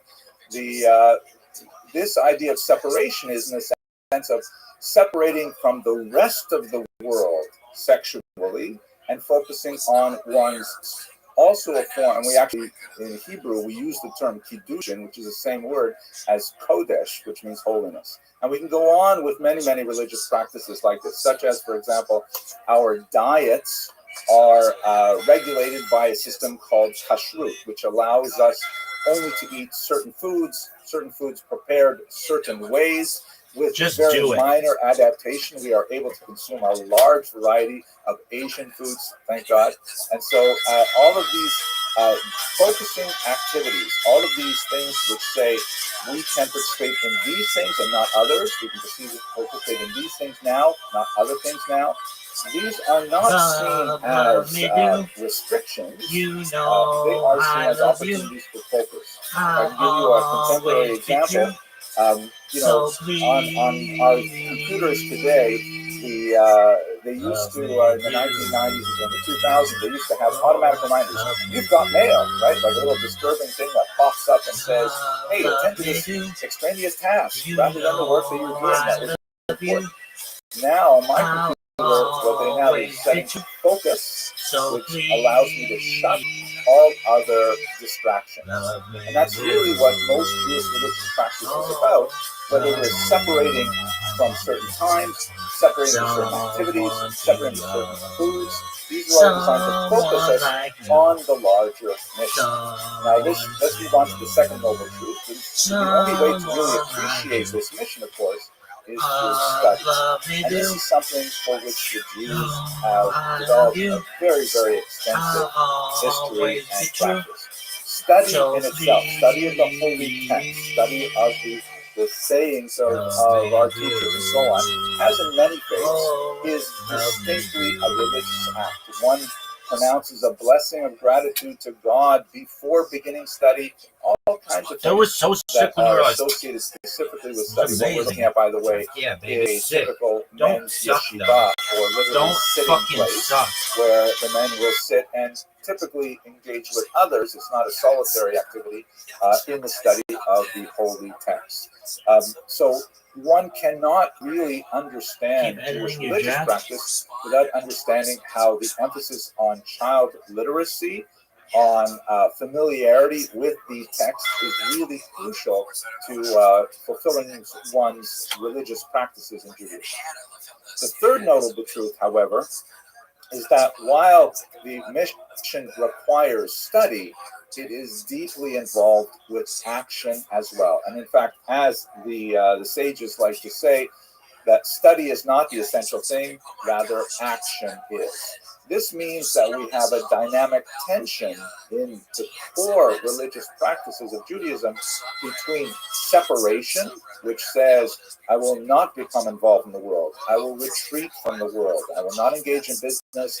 I will not engage with others. But on the other hand, action requires actively being involved in various aspects of what we would call olam, or the repair of the world. That's an ancient term used in contemporary senses to reflect this kind of engagement in fixing world society. It's fascinating to me, at any rate, that even when Jews become, as they have been over the last couple centuries, alienated from some of the religious practices, such as the observance of Shabbat, Jews historically still remain very connected to this aspect of it, the idea of a role to act as a light to the nations and to act as some kind of moral conscience for the world, as Jews would see.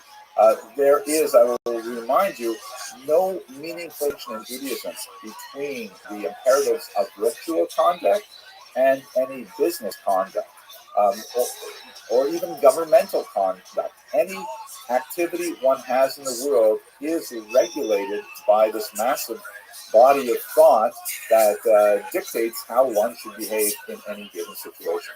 So action clearly impacts all of our religious practices, from something as simple as, how one returns a lost object to its owner, to how one dresses, to how one speaks to people. Speech is very, very important in Jewish religious practice. All of these things are found within the tradition and are revealed through study. Finally, the last thing that I can say, speaking in broad generalities about Jewish religious practice, is that Judaism believes very deeply in a redemptive model of history. This image that we're looking at right now is a famous 13th century copy of a prayer book called the Haggadah, which is used on the holiday of Passover. And it recounts, of course, the exodus of the Jews from Egypt, which is not only a very important Jewish religious practice, but by enshrining it into the yearly calendar and specifically making it an aspect of study, parents are required to teach this to their children. One specifically reinforces the idea that there is an arc to history that begins with redemption and ends with an eventual redemption. The divine influence of history, the Jewish understanding of God is of a being that is directly physically involved in history, specifically intervenes in history rather than, like maybe a more DS model, walking away from history and allowing it to continue on its own. God deeply is invested in history, and this is reminded to Jews in their liturgy, in their practices, day in and day out, and especially, for example, on the holiday of Passover, where one sees the reminiscence of history and the conveying of the lessons of historical events as understood by the tradition as a deeply important aspect of Jewish religious practice. And of course, it ends with the notion of a final redemption, the arrival of a Messiah, which is a major distinguishing concept between Judaism and our daughter religion, Christianity, which believes that the Messiah has already arrived and will come a second time. Jews historically do not believe that the Messiah has already arrived. We are still anticipating that future. This is something that deeply informs Jewish religious practices in Europe. And with that, I think I am still on time, even with the small anti-Semitic interruption. Thank you for that demonstration of the realities of Jewish religious practice today. I'm very grateful for the opportunity to speak to you all, and thank you very much for your attention.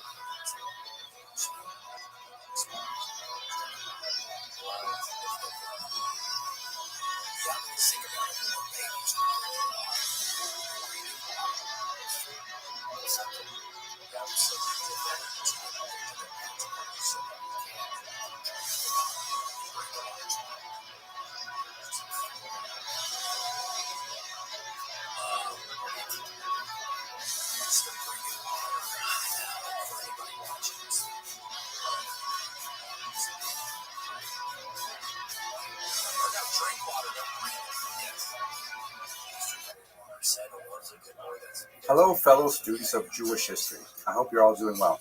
I just wanted to take a minute to share with you something I've been studying recently, and it's very related to the upcoming holiday Passover. Just wanted to leave you with a quick, interesting historical observation. In 1907, a scholar named Otto Rubinson, here's a picture of him camped out in Egypt, made some remarkable discoveries in the interesting Jewish community of Elephantine, sometimes pronounced Elephantine. I'm not clear exactly on what's supposed to be the preferred pronunciation. It's this unusual community of Jewish military mercenaries who are located in southern Egypt, of all places. Here, have a look at this map here. You can see where it is. Jerusalem is way up in the north, and Elephantine is on the Nile River at the first cataract. And this is a really significant spot because it's called the door to the south. It represents the borderland between the Egyptian kingdom proper and the kingdom of Nubia. And it was a way in which the Egyptians could protect themselves from marauders coming up from the south. And in particular, because there are rapids there, cataracts, it's like a choke point where you can have all kinds of highway robbery and things like that. So there was a military sort of a garrison set up there, and they populated it probably from the 8th or maybe 7th century with Jewish soldiers. How interesting. Now, we don't know anything about this unusual community except from the community itself. Otto Rubinson and others have excavated the region, and there's lots of fantastic documents that describe for about 100 years what they were doing there. Including building their own temple, which is quite fascinating. Apparently had a sacrifices, which seems to have attracted the ire of the nearby Egyptian temple of the Feast of Num. Like a heart that's so true. And they just follow me and send it and destroyed it, and they were able to from the Persian authorities. Rebuild it, give permission to lay off the animal sacrifice. At any rate, it's fascinating. But I want to point to one specific Dr. Rubinson, who, by the way, is a career span of a century of really active research, still publishing, just love on me, and I'll send it out with a scholar driven out of Germany in the 1930s by the Nazis, the Switzerland. All these Aramaic documents are primarily written on papyrus, light product made out of easily available along the river, and in the dry climate of the last a long time, and also ostraca, which is like documents written on pottery, broken pottery, and that's found all over the place. Take a look at this interesting document here. Is a very fragmentary piece of a letter that was sent from one Hananiah in Jerusalem to a head of the Jewish garrison in Elephantine. And after there's kind of like a preliminary salutation, which has some interesting features in it. I'm not going to go into there right now. Then it says, it's a very brief letter. It says, in the month of Nisan, the Judahite soldiers should observe Passover. Right? In the month of Nisan, the Judahite soldiers should observe Passover. Count 14 days of the Nisan, and observe Passover from the 15th to the 21st. 7 days of unleavened bread. Be careful and do not work on day 15, on day 21. So this is interesting because, I find it fascinating that they would have to actually tell people what to do Passover, especially if they've already got their own temple developing there. But you get the impression that the Jews of Elephantine are really quite far away from many aspects of the kind of mainstream Jewish tradition. So they're giving them the bottom line. Alternatively, it could be they're saying what is obvious because it has to be said, but I'm not sure I buy that. At any rate, the second line is, drink no beer, right? Soldiers and beer, Passover, don't mix. Drink no beer. This is especially relevant because Egyptians used to drink a kind of sort of watery beer as their a staple. It was like more popular than water even. Eat nothing, the letter continues, that contains leaven from day 15 through day 21 of Nisan.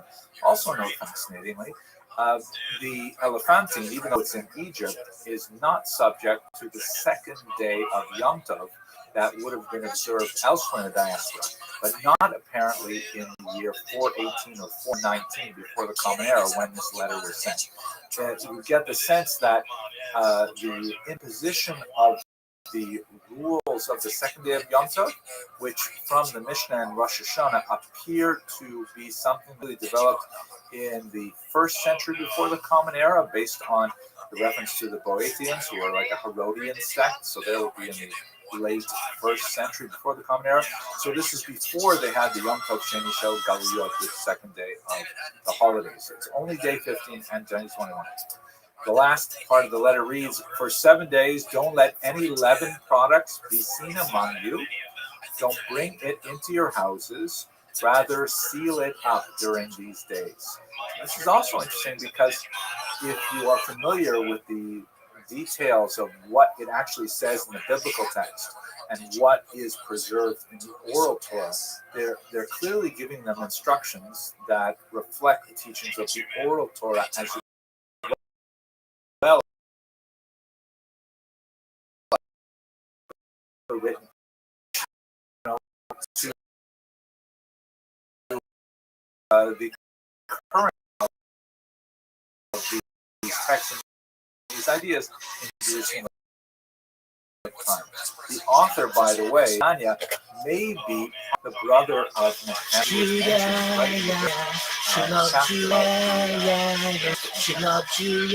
Fascinating little note about Passover. Before the Common Era, instruction from Jerusalem from the Torah. I hope you found this very interesting.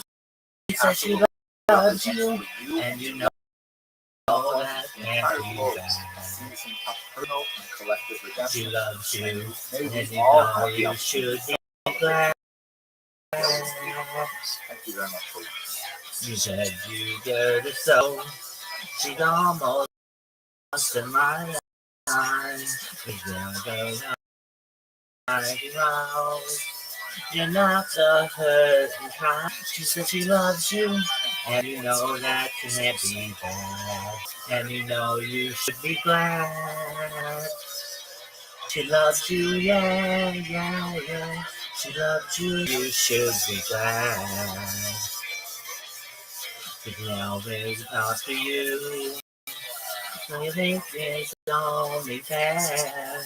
Why was her apologize to her because he loves you, and you know that primarily because of its association with the horrific Crusades. A series of massacres happened in context in 1096, beginning in May, and this reverberates throughout the liturgy of the synagogue in Ashkenazic congregations. For example, the moving Avarachamim prayer is recited every Sabbath and evokes the memory of the martyrs associated with the Crusades. So in that context, as I was doing research for an upcoming trip with Kosher Riverboat Cruises on the Seine, I came across some research by Professor Norman Gold, and it led me to some fascinating information about one particular woman and her story associated with the Crusades. I'd like to take you through that right now. So here's a map that shows you the routes of the Crusades, in particular the First Crusade of 1096, and most of the violence occurred in the Rhineland, the traditional homeland of the Ashkenazic Jews.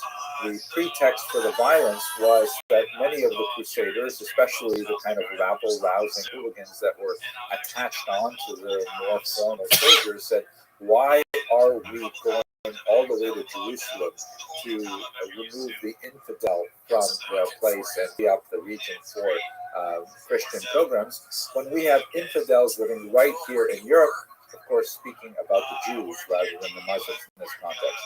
And so there's some terrible, terrible stories of massacres of Ashkenazic Jews choosing to martyr themselves rather than to accept baptism and so on. However, there's comparatively little material for massacres outside of the Rhineland. And so there's a question that this particular document that I'm going to show you in a moment may involve some violence in the south of France, which was rather unusual. Now, here's the document in question. It's from the Cairo Geniza, which we've discussed on many occasions. It's this phenomenal medieval tool of fragmentary documents that were collected in Fustat, or Old Cairo, and they include all kinds of fascinating historical data about the Jews of the entire Mediterranean basin. This particular document describes the story of one French noblewoman who converted to Judaism and then ran afoul of the Crusaders. It was first published in 1931 by Jacob Mann, shown here, who did a lot of really pioneering work on the Geniza documents. He describes how this particular letter was the story of a French noblewoman, very wealthy family.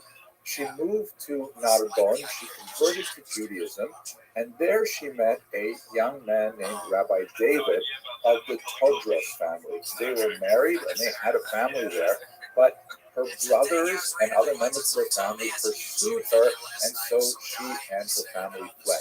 Which says a lot of interesting things about relations between Jews and non-Jews in general, but not so much for this brief video. Now, an important question is, where did they flee to? Now, Narbonne is in the south of France, but we have a problem because of what Dr. Ben Outhwaite, the head of the Geniza Research Unit of Cambridge, calls the pesky hole right in the middle of the document.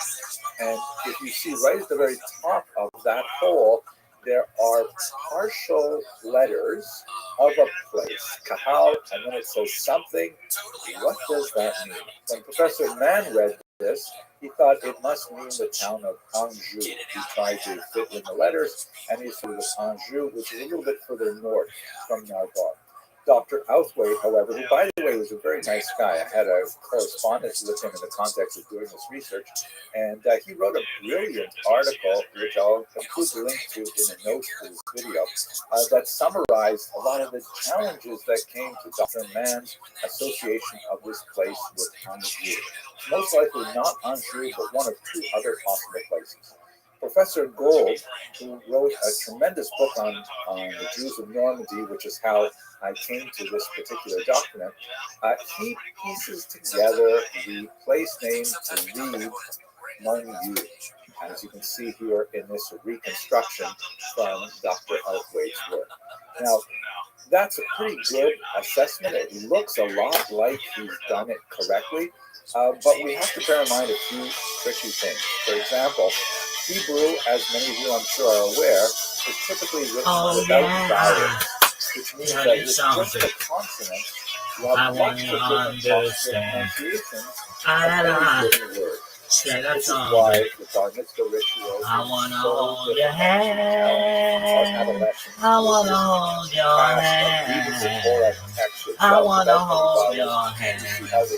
Now please say to me, there are also additional you let me be example, your place man. names And please say to one me, place have several you names let like me hold your Constantinople, hand. You let me hold your also hand.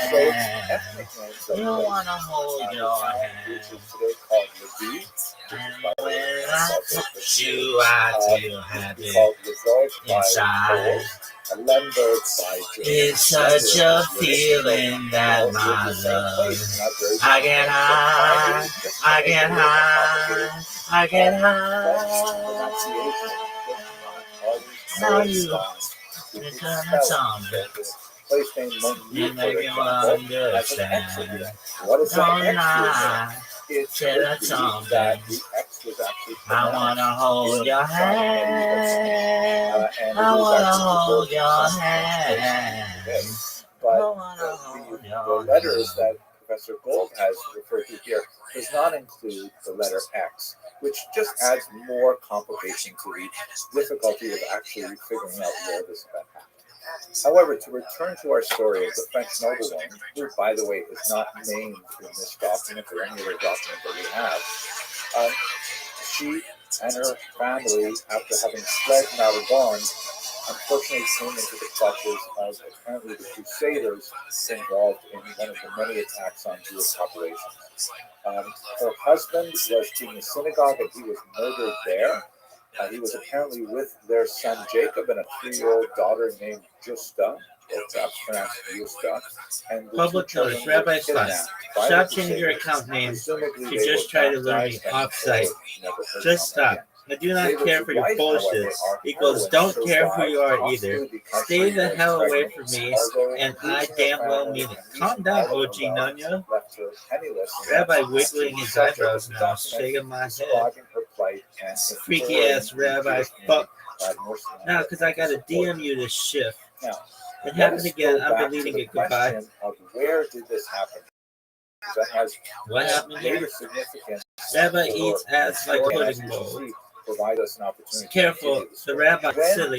Professor Might get Gold it. shifted the I'm location scared he wants my ass pudding. to Monu, it Not actually the was ass big enough pudding. news that it made the New F-A-N. York Times When 1966. I'm scared, Which I I think may is have to remarkable. I mean, repost the shipping fairly list. He gonna arcane get me. discovery It was by a shipping call. Jewish history scholars, Oh, but it says Sage something, I think, Run. about the generation It of happened again. 1960s I'm that people deleting. really Goodbye. cared about such Rabbi things be in the wiggling broader his world. eyebrows now, But the New shaking York my Times was not head. alone.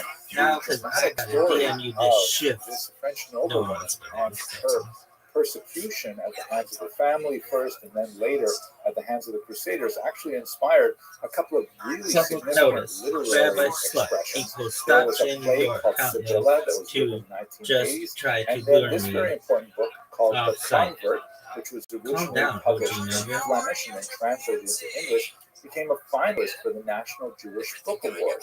A fascinating kind of expression of this in the artistic world.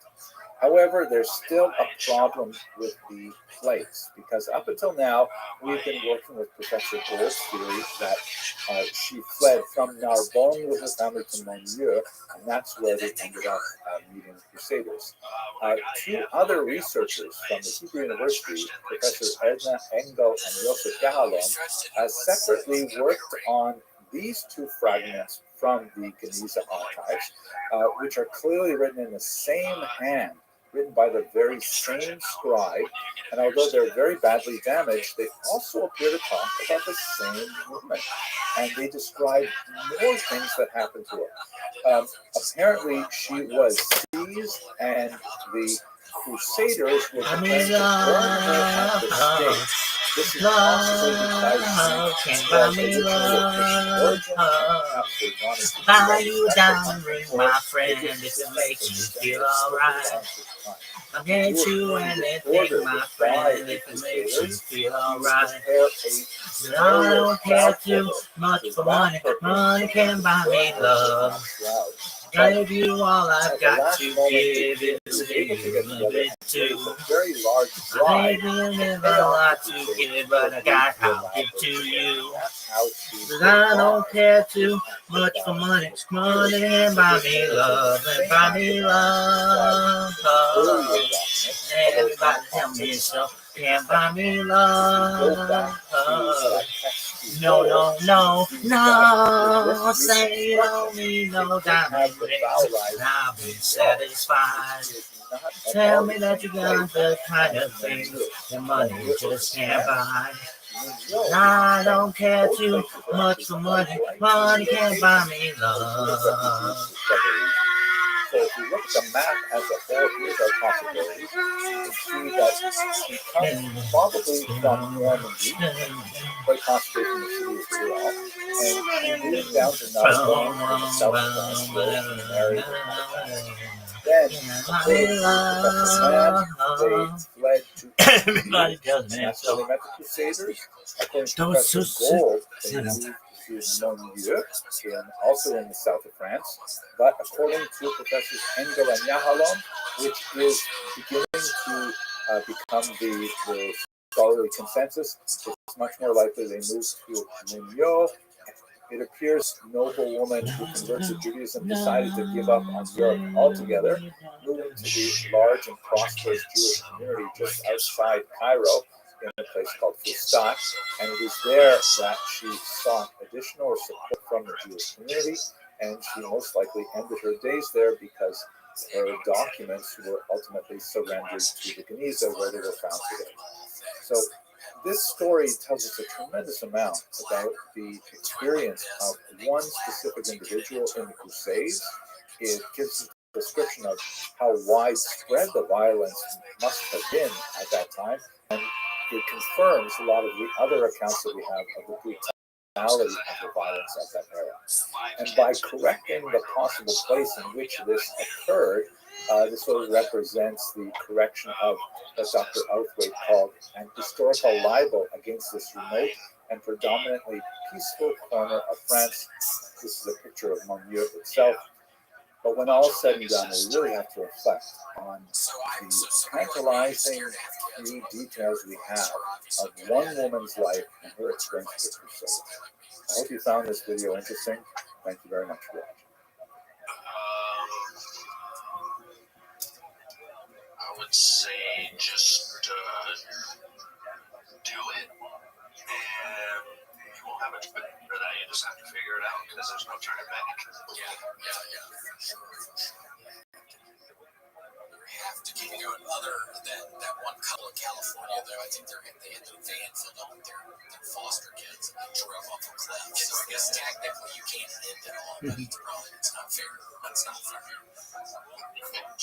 It's not fair to the kids. They're from Washington. They drove to California to drive off a cliff. Yeah, there's probably 2 cliffs in Washington. Hello, fellow students of Jewish history. Today is Rosh Chodesh Tammuz, the first day of the month of Tammuz, which corresponds to the anniversary of a great date in Jewish historiography. Specifically, this is the date that the first great encyclopedic Judaic historian decided to become a historian, more or less. His name was Josephus, of course. He's well known because he wrote several books in the first century that have had tremendous staying power for several important reasons. But this backstory of his decision to become a historian, which is maybe not exactly on this particular day, but certainly came from this particular day, is quite fascinating. So who was this guy Josephus?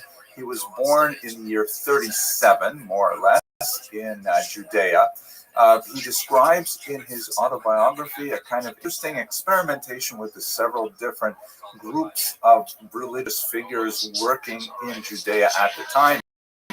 He, sort of dabbled in all kinds of different religious ideas until he finally decided, somewhat hesitatingly perhaps, or unenthusiastically, to be siding with the Pharaohs, who are most likely associated with the rabbis, although there's some little questions about that.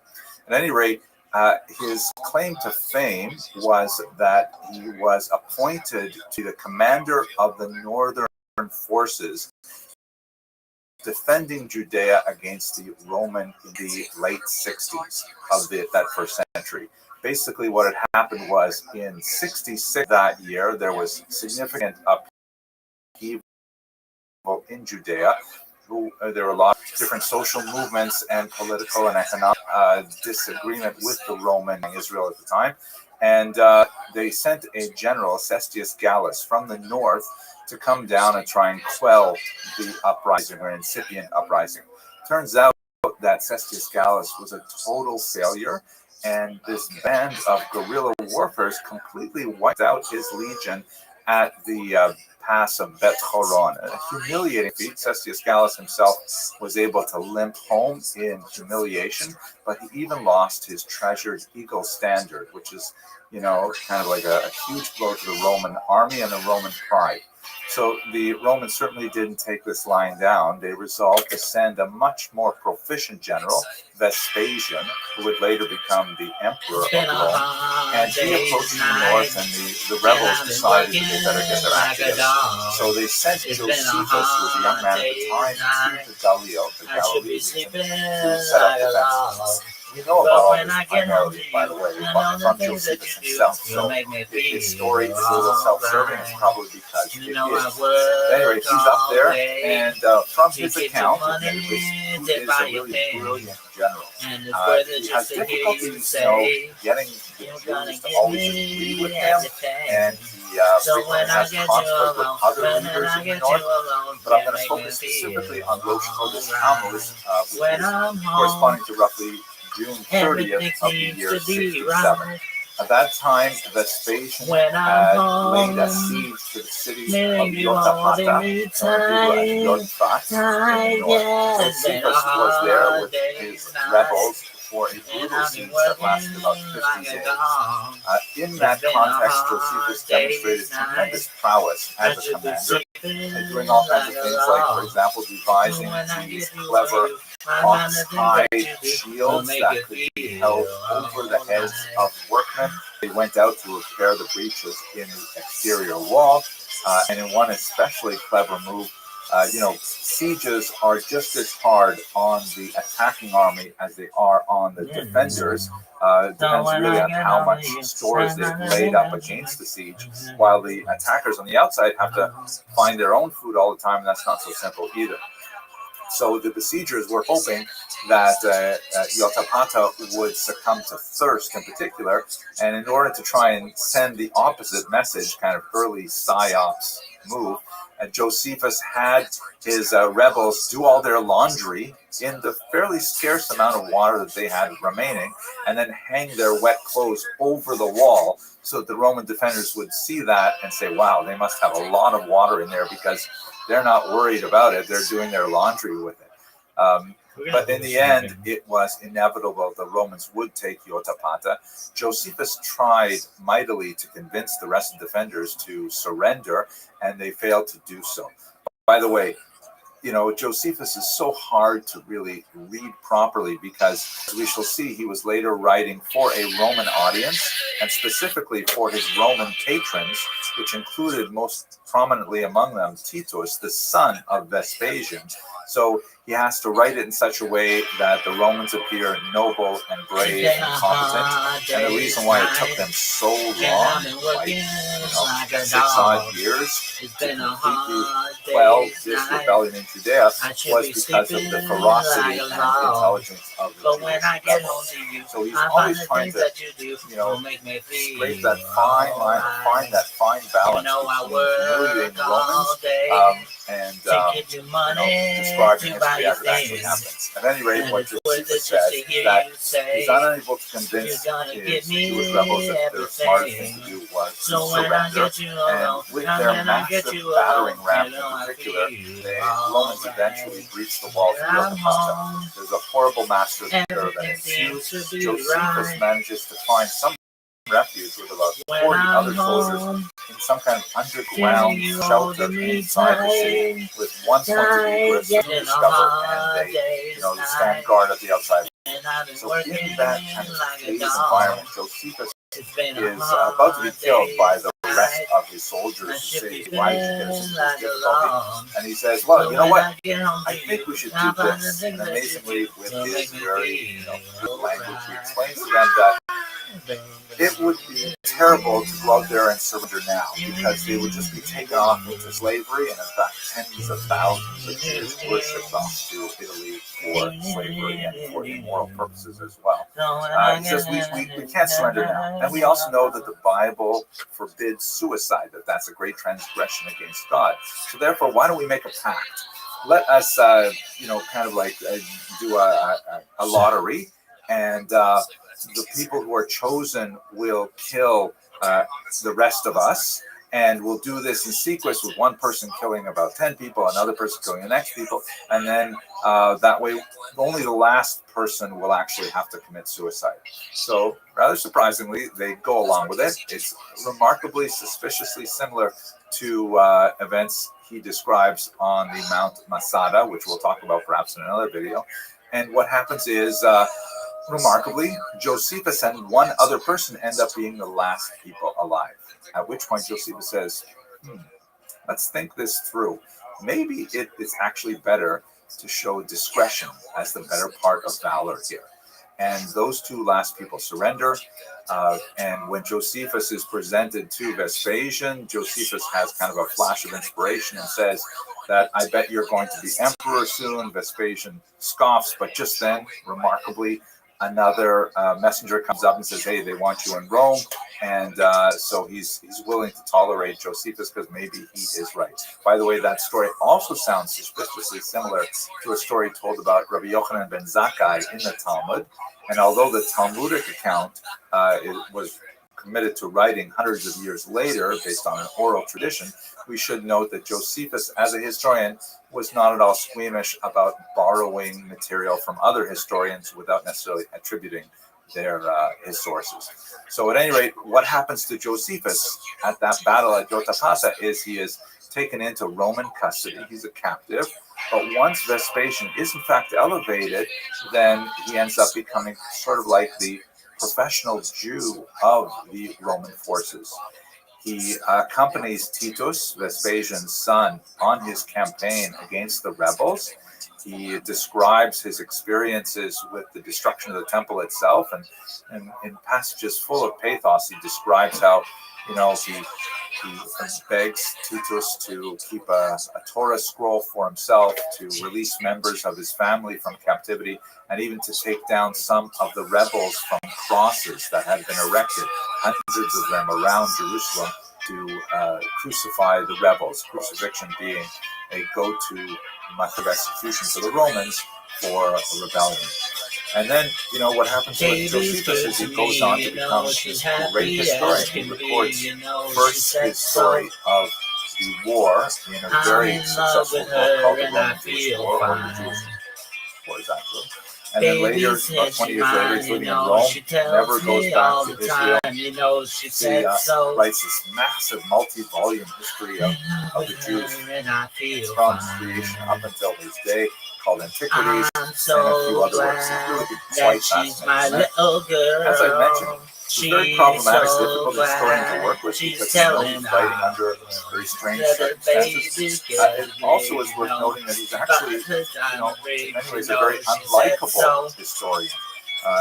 His narcissism is evident in many places. For example, in his autobiography, he describes how he was so learned at the age of 14 that the elders of Jerusalem were consulting with him to find out his opinion on Jewish law, which just sounds absurd. But, he's a troubled and sad figure in many ways, but an absolutely essential resource for us to understand that first century. And he's actually a very talented writer with a tremendous sense of the dramatic, and he brings up to light so much pieces of information that we would not at all have if it were not for his prodigious efforts. So today is in many ways the birthday of Jewish history, with Josephus's becoming a Roman, and I thought that was worth marking with a short video. By the way, for those of you who are subscribers to this channel, and especially members of the channel, you may notice a little bit of dip in activity over the summer. That's primarily because I'm really excited that I'm making my way towards my first publisher due date for Volume 1 of the History of the Jews that I've been working on for a couple of years now, and it's really thrilling. If you're interested in reading draft chapters and commenting on them, I'm really pleased to have about 100 people who are doing so, members of the channel and elsewhere. Check in the information box for that link. And I have a lot of great plans for later on in the summer when we get started up again with the season. I look forward to producing many more videos and sharing them with you. Thank you very much for your attention and your endurance. That's what I say every night. Yes, Jesus loves nautical stuff, so I bet he would be pretty stoked about that. Santa would be too. That's a smart one around this time of year. So, what are your thoughts? You made it through on this. What are we doing? The call-ins too much? I mean, there's now a loud, I think, minority. I don't know, maybe majority of you saying this is too much. We're talking to the people too much. What are your thoughts? Be honest with us. You're a dentist. We appreciate your perspective.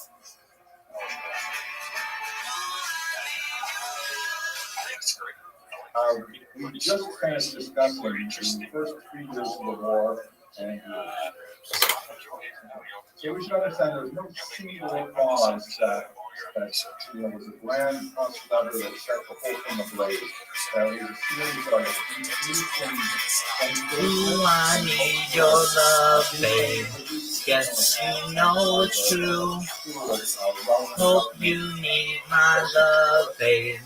Just like I need you. Hold me, love me. Hold me, love me.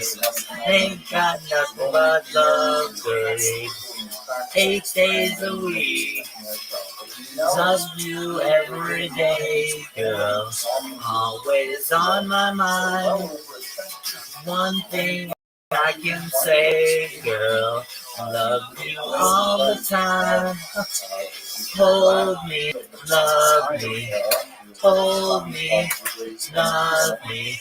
Ain't got nothing but love, babe. 8 days a week. 8 days a week. I love you. 8 days a week. It's not enough to show I care. No, I need your love, babe. Guess you know it's true. One thing made me love, babe. Just like I need you. Hold me, love me, hold me. Ain't got nothing but love, babe. A property dispute over a synagogue that wanted to expand in the city to that was primarily the Roman center in Israel, the city where they maintained their center of government. And this particular property dispute escalated in there was bloodshed in each one of the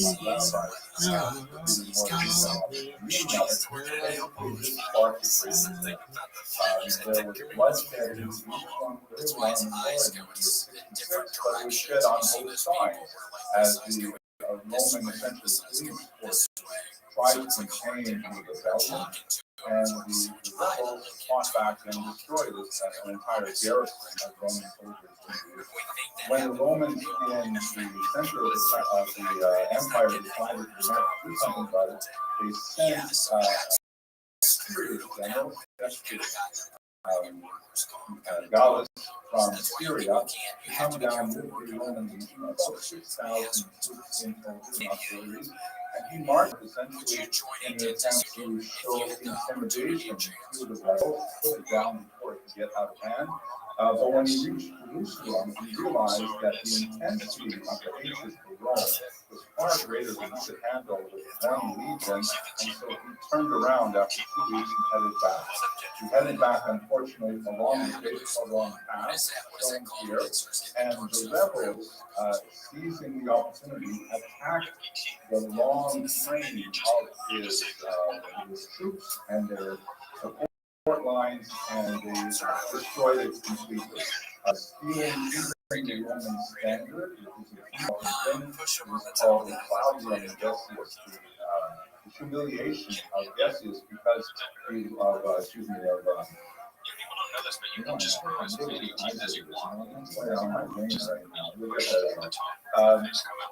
was called the insult to Cestius Gallus because he lost the Roman standard. He managed to survive and live home with the remnants of the Christians, but the Romans decided they had to do something more serious. This was in the year 66, the first year of the revolt. The rebels got an early victory, but it will be Is usually because the whole might of the Roman Empire is about to come down on it. And it's a kind of never come. Oh, yes. Death Mob. And he said, he wants to back us. You'll do such an I awesome want to job. back I us. just wanted to say, The journalist before and the news even. you're very sweet. Nice to talk to you. Have a wonderful Christmas. We wish us Merry Yosef Ben Avraham, his women is truly a blessing in our show. His learning, his erudition, his academia, and his Torah all together. I think historically, We're going to look at one episode with more turns AI in 3 this episode and try to figure out what Chazal are trying to actually do. Chazal points us to the kings of destruction as being this story. Very famous story called Kamsa and Bar Kamsa. Just a quick recap without going into the actual details inside. It's more towards the beginning of the destruction signals, the destruction compilation in Gittin that Lilith Pei and other condition. The Gemara tells us that there was a fellow who was friends with a man by the name of Kamsa. He tried to invite Kamsa to the party, and the invitation was invite there was a I'm gonna be sad. I think it's today. Yeah. The girl that's driving me wild is giving away. She's got a ticket to ride. Got a ticket to ride. She's got a ticket to ride. And she don't care. She says that living with me is bringing it down. Yeah. She'll never be free if I was around. She's got a ticket to ride. She's got a ticket to ride. She's got a ticket to ride, and she don't care. She don't know why she's riding so high. She ever think twice she'll do right by me before I guess it's said goodbye. She's gonna think twice she'll do right by me. Think I'm gonna be sad. I think it's the day. Yeah. That was so sick. And he decides to not accept it, and the war continues because of the very faithful man. At the end of the war began, which says do not read inside just a second time. The war says the following: Amr Yachanan, and the Yansai shall as Zakari ben Akos, they say in the song points and Kolel be that it was because of his humility that our land was destroyed by temple was brought to the ground. So the question really is what is going on in this? Just to understand what Chazal are trying to do, we need to appreciate this is starting point just kind of awful, but not actually saying one to go. Do we have a question? First, the answer is absolutely yes. In fact, it is very likely that Kamsa Bar Kamsa is following a story which is recorded happening in the city of Tiberias about two people by the name of Kamsa and the son of Kamsa. Bar is the son of, and this is a historical family. It's interesting that this family was a Roman family. They were interested politically was aligning the Israel mandate with the Romans, not fight. What is interesting is when you read the end of the story, it seems to be a different story about Zachariah that are Apollos. It is interesting that actually academically speaking, he is identified as Zacharias, then Antipater, which actually was one of the very leaders. It's fascinating. It means to say that here in the story, the Lord is merging two historical accounts, one about a family of clothes. The rebellion and one the family that was about loyalty to Romans. Somehow threaded into the same story. What are Chazal trying to say? It's interesting, it's almost as if Chazal are trying to take a historical platform and weave into it a certain agenda, a certain idea. What are those ideas? And the question that really we need to answer is how are these two pieces of story connected? One piece of story proved to be a local dispute between Jews and Jews. The other part of the story is about the halakhic debate about that section of Korban. How the two kind of converge to be the story that we have it as is. There are three ways we can look at this. There's many other lessons, but three ideas that Rabbi decided to tell us beyond the history of what actually happened. Number one is this testimony line which is added to the story by the way which is reported in the Eichar Rabbi, the Medrash on Eichar that we read last night, says one extra line to the story which helps us understand what's really going on. The line that the Medrash says is, well, at this festivity, of this meal, in which our cancer is thrown out, Rahman Shon, there is a time that our tourists share something beyond the invoice from He was at that meal, was the very same person who later on deliberated as to whether to accept the Parliament. What the Medrash is saying by dropping that line is essentially a terrifying insight. Is that the concern and the indictment of the rabbis was not separate rabbis who were dealing with this. It was the rabbis, the leadership at the time, who were more concerned about the blemish and look of a caravan than they were about the social disenfranchisement of a person being embarrassed in context. What the Medrash is doing is putting those two pieces together and essentially saying that there is hypocrisy going on. There's hypocrisy in the leadership and it's very the background of that. But the financial leadership of the Israel is very close to the rabbinic leadership. When spiritual teaching and finances are seriously connected and there's no willingness to stand up and something is wrong, but there is a willingness to stand up on detail later on, that's the way his argument is wrong in the story. So what the Kabbalah do is they try to weave it together. It's very much more I need somebody help, not just anybody help. You know I need someone help. When I was younger, so much younger than today, I never made anybody's help in any way. Now and time until I was not so self-assured. Now find the change of mind and open up the door. Help me if you can, I'm feeling down. Never appreciate you being around. Help me with my feet on the ground. Won't you please, please help me?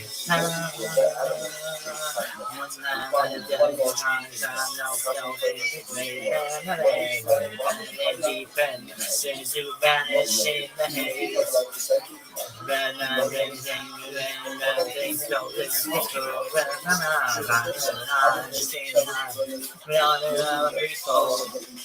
Help me if you can, I'm feeling down.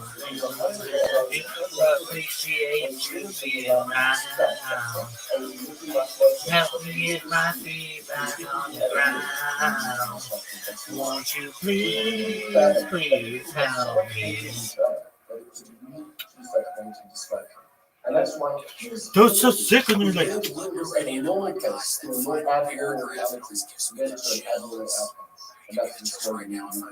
This is the end of the first segment, focusing on the one story that Morris had written up and trying to understand the local history of what Morris trying to actually use the history to teach us about.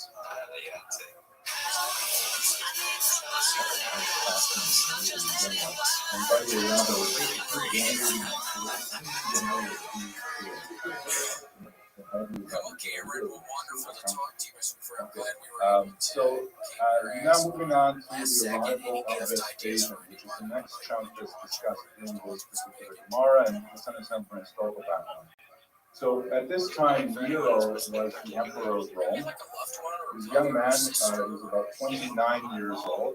And actually, I'm sure you've heard many stories about Nero, and he's a rather unusual individual. At this time, he fancied himself something of a rock star of antiquity. He actually felt that his poetry and especially his singing were especially fine, and he was actually on a self-appointed tour of the provinces singing for audiences wherever he goes. He was in Greece at this time when he heard about the humiliation of Cestius Gallus. And he realized he has to do something about this, not only for the glory of Rome and the huge hit to the reputation of this massive empire, which you will recall at this time extended all the way from Scotland to all of Europe, all of North Africa, most of the Eastern Mediterranean, Balkans, all under Roman domination, and have this one little province in the middle of nowhere to rebel and to actually send home a Roman legion was a huge embarrassment. So he needed a general to send out and set this Gallus' place, as this Gallus was considered inept at this point. And he looked around the room at his, the various choices he had, and one of them was a person who was not of noble background, he was kind of a middle-class background, his name is Vespasian, shown here. And How you doing, baby girl? Was felt by Nero to not be a threat to his rule. Shortly, there would be a huge period of an interregnum, what was considered called the period of the four emperors, where there was a whole bunch of people vying for the throne, and Nero felt that Vespasian would be less of a threat. No, and you're right, babe. Because Vespasian had this habit of nodding off. And so he sent Vespasian, but it happened Help that me if was you can. incredibly methodical, military man, and he realized that the way to win this war was not specifically through battles, but it was through supply lines. He knew the terrain of Israel, he knew that the north in particular was dotted with hilltop settlements, and all he had to do was encircle them, besiege them for a few weeks until they finally gave up, and then he could over each territory one by one. Jerusalem, which was the largest and most significant of the fortified cities, was just a little bit larger scale. But Yesterday, anyway. And so, all my troubles seem so far away. When the rebels had their first No danger though they're here to stay. Oh, I believe in yesterday. Suddenly, I'm not half the man I used to be. There's a shadow hanging over me. Oh, yesterday came suddenly. Why she had to go, I don't know. She wouldn't say. I said something wrong, now I long for yesterday.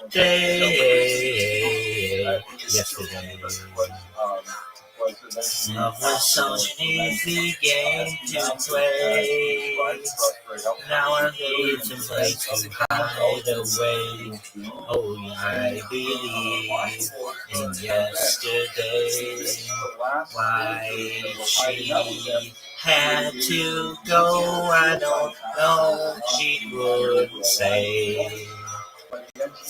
I said something wrong, now I long for yesterday. It was so sick when it was like today. You were singing about yesterday. It was amazing, and everybody was like, look at this athleticism. It's very athletic. Athleticism. Very athletic. This might be the most athletic podcast you've ever seen. It's not even a podcast, it's so athletic.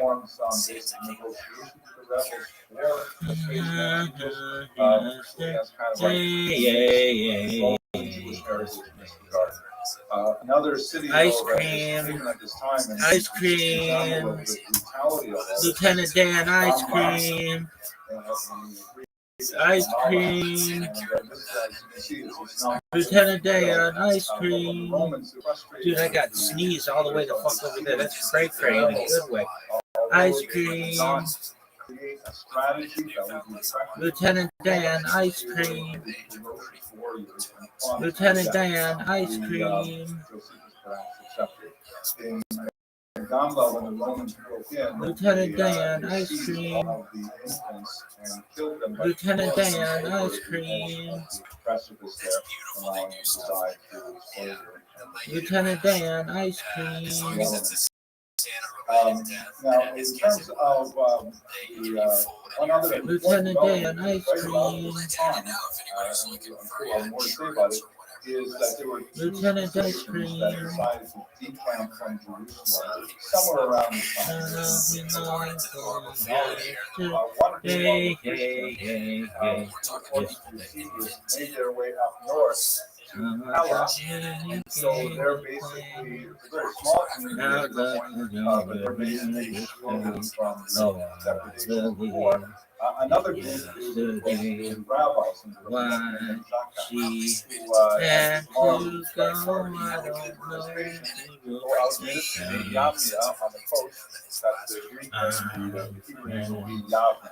And there they established the essentially the roots of what we would call Pharisaic Judaism, or Judaism.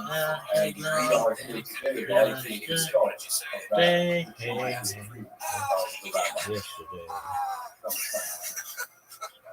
So you probably wasn't popular. No, Such music came to play. let's say the curative Rabbi's Sunday all the way. For putting this program together. It's such an important program because this is such a fundamental Gemara. It's talking about the Korban.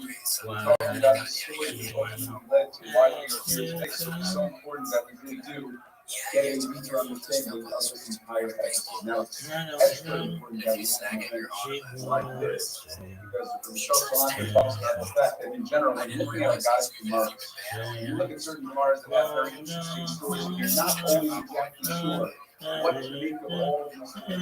And the Gemara was even after something like this, again, when he talks about how a bird is growing in Titus's head, what exactly does this mean? But in general, when it comes to a guy's Gemara, there's always a bit of a dispute as to how exactly it is that we're supposed to understand this. And so Salanter points out that it's so crucial that we try to get an understanding of the historical context in order to properly understand the Gemara. And he says if you have countries fighting against each other, one scientific that wants to destroy the other one, whatever it may be, and then all of a sudden, the next day in the headline is one drop of food for 10,000 people. So if you understood that story, you're going to understand what that might mean. But if 100 years from then, 1,000 years from then, you go, how is it possible one drop of food for 10,000 people? Can't be. The answer is you have to know the historical context to understand exactly what is going on. That's what makes event so peaceful and so interesting. Now, in talking about Stacey and I taking over, and he didn't want to sign to go and take care of the Yerushalayim problem, or the Jerusalem problem, it kind of always brings me back to this Gemara in Megillah, which talks about Haman and Ahasuerus. When they were deciding what to use at that time, and they were so excited about the idea, they could not contain how each of them wanted to contribute in such a profound way. Gemara compares it to someone has a big hole in their property and someone else has a huge mound of dirt in their property. And when you ask the other one, oh, will you take my dirt or will you use my ditch to go and do it? They're thrilled to be part of it in whatever way, shape, or form. As was happening over here, Fabian had no hesitations to go ahead and try to help in terms of destroying the Jewish people. So, kind of like what we're chunk of the line here from line by line, the story, the basic story of what was happening in this section of Gemara. We'll go through some lessons in the Gemara. I'm going to do more, I guess, text-based lessons as opposed to historical lessons for a lot of reasons. Mostly because we have an amazing company over here. But so let's get started over here with what was happening. So Vespasian went and as Dr. Abramson said, he was going to cut off the supply chain. By doing that, he was ultimately going to ruin Jerusalem, ruin Yerushalayim, and going to be a tradition. However, says the Gemara that there were three people who were tremendously wealthy at that time. And there were these people from other Gemara, one of them is Stephen Ben Gurion from the Gemara Highness, where it tells us that he put on these fire soldiers of the nation to go and supply water for everyone at the last second. Hashem helped them out. Tomorrow, the stories, not going to get into them right now, but there were very wealthier people who were all extremely generous. And basically, it came out that he just used all of their resources. He could have lasted for 21 years. So Vespasian could have waited there for as much time as he wanted. 21 years, he would have been totally covered and he would have been fine. They all said they were So, all right, I'm going to cover wheat and barley. Another one said, I'm going to cover the oil and wine. And another one said, I'm going to cover the wood and the mark. Praiseworthy of those who were willing to give up the business. It was such an expensive asset. And they were covered. Things seemed to be going okay, despite what was happening, and obviously all the tensions that were going on behind the scenes. We at least settled. Now you have 21 years inside of something. By then, something itself now. This is going to lead us into a bit of the next section. Baryone. There was a certain zealous. Baryone, Rashi says, comes from the Russian border. They were instigators. They just wanted to fight. They weren't people. They caused major issues, and they decided that no, we need to fight back against this siege. We need to fight back. In fact, that's on the option. And the Chachamim warned them. The Chachamim said, I'm going to people cannot be strong about value. The Rabbanim wanted to just go in with peace and do this more diplomatically. They knew that they had 21 years to work with. So there was a lot of time to go ahead and deal with everything that was going on. But these Baryone and Zealots have none of it. And they argued and eventually they burned down all the supplies that these three Russian families were going to give. So now the Jews are stuck. Now the supply chains are cut off from the outside. They have nothing from the inside, and they are in a ton of trouble. So the Gemara goes on to describe just how terrible this famine became. And it's been so unbearable to the point where Martha Bastaitis, who was a wealthy person, she was the wealthiest woman in the entire Jerusalem, that she sent out her workers to go and buy some food. There was nothing to buy. Sent out to go get some supplies, but there was absolutely nothing in the store. And she thought, the workers just not doing the job. So she said, I'm going to go myself. And Gemara talks about how she eventually passed away. Either because she walked over something disgusting she wasn't used to, or she ate of the dates of Rabbi Sukkot. Gemara tells us a story about Rabbi Sukkot. Rabbi Sukkot was so worried about the poor Jerusalem that he fasted for 40 years. I don't know if I knew that. I'm having a pretty tough time today. 40 years is pretty impressive. He fasted for 40 years over the Corban. And he got to the point where he was so sick where he would have figs and he would suck out the juices and then the rest of it would go to the garbage. And you were able to see it go through it. I just can imagine after seeing all the pictures and videos from the Holocaust. But that's all he was able to have in these figs. The extra, whatever was left from these figs, that's what Marcus Bastaitis was eating. The richest woman in Jerusalem. That's what she was left with. And eventually she died because of that. And Gemara ends at least this section by talking about how when she was going to the grave, she took out all her gold and her silver and she said, what is this worth if there's nothing to go ahead and do with? It's important how we think in terms of this. We always remember what's the Iker and what's the Kavah. What's so important for us? What is it that we take with us? What is it that we don't take with us? It's important that we remember that everything we have is there to help us on our trajectory to make sure we're doing what we can to be the best versions of ourselves that we can be. It itself is not by itself. I've heard a fascinating concept. There's an idea of lowing the rush.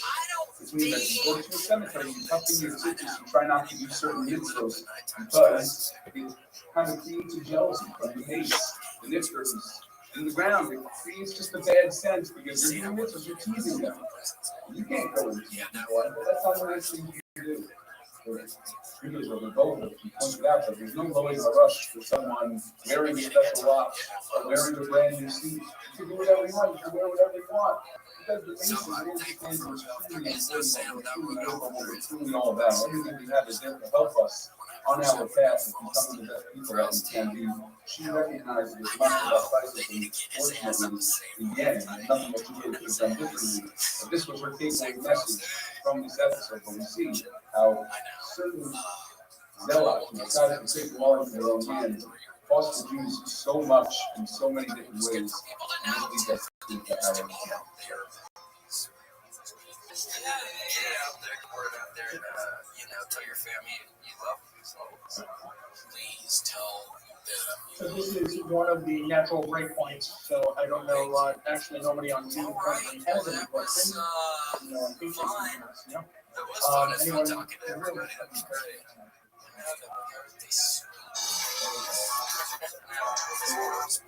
Anyone? Welcome. How you living, pimp?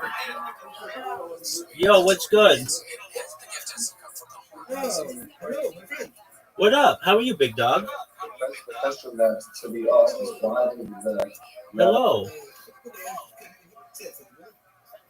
What'd you say, big man? Me?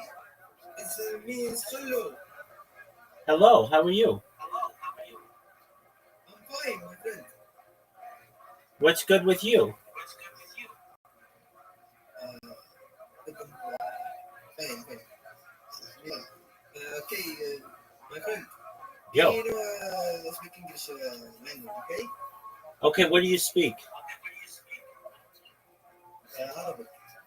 Okay, I'll speak Arabic to you. Just one moment. تجيب من جهاز الترجمة. اوكي اوكي.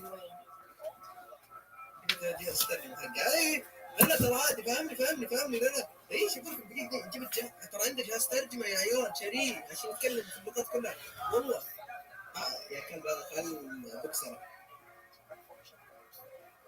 ترى عنده جهاز برضه يا عيال ترى عنده جهاز يترجم ترجمين عشان تتكلم مع الجماعة. ايوه جاي يتكلم.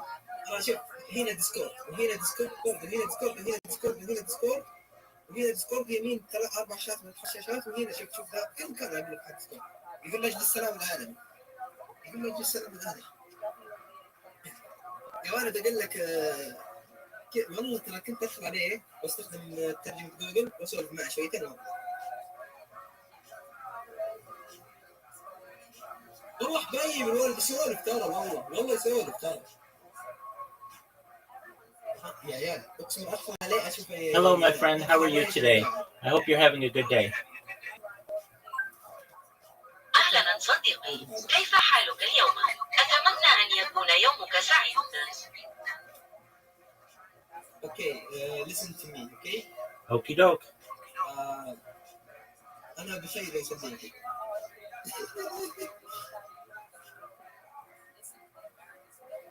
I am fine, I'm fine. That is good to hear. How did you find out about me? هذا جيد. كيف عرفت بي؟ My friend again, please. هذا جيد. كيف عرفت بي؟ أقول لي أنا Did I you am out. did you find out about me from Discord or from Kick or from Twitter or Blue Sky? قديم يعني هون. هل عرفتني من خلال ديسكورد أو كيك أو تويتر أو بلو سكاي؟ Discord. Very cool. Which Discord server? Was it Socialize, Fish Tank, E-Girl World, Aiden Roth's server? أي خادم ديسكورد رائع. هل كان كذلك؟ تواصل مع سمك دائم خادم قائمة إيجل وورلد هايدن. قليل أنت إنه هو قديم بس ما أدري.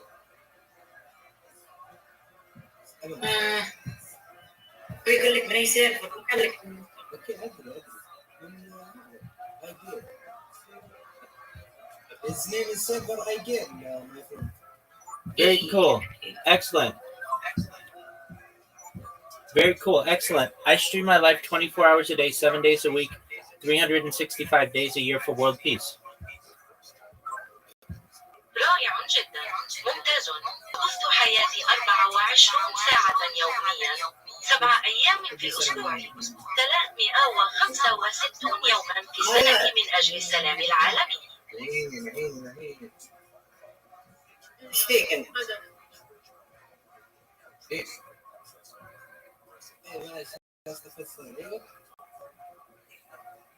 I hope you and your friends are having a good day. Always welcome here.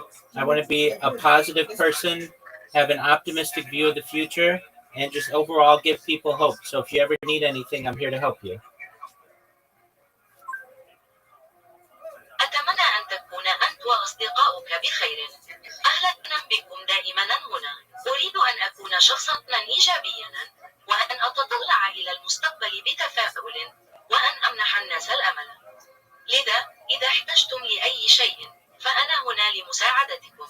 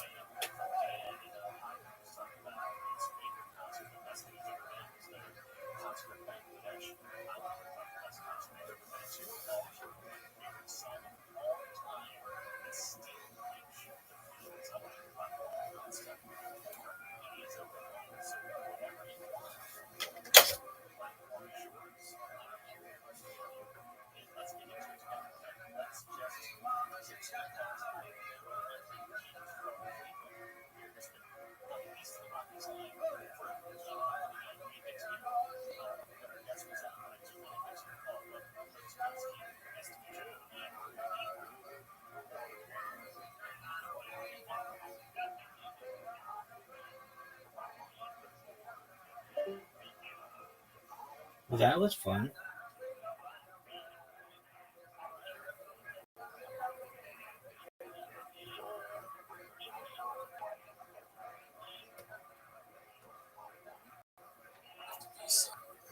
Look at this athleticism, folks. Folks, I'm really trying to explain to you athleticism is simply poetry in motion. Bitches call me poetry in motion. I'm so sexy and athletic. And I've got lint in my belly button. That's how athletic I am. Special Sunday recording of the show, Christmas edition. I guess we better get one more Christmas episode. Yeah, I think they're going to have to. What have you learned, Rabbi, about streaming it like this one? Well, if you don't shower for 6 months, you develop a really bad burning sensation on your nutsack. Story, man. Some people like to call it poofing. Look at this athleticism. Maybe right, they're straight to not doing it every time. We're figuring it out. Okay, well, that was fun. Bye. Thanks for joining us for this week's episode of the Rabbi Show. Send your questions, artwork, and questions. Got a good reason for taking the easy way out. Got a good reason for taking the easy way out now. She was a day tripper, one-way ticket, yeah. It took me so long to find out, but I found out.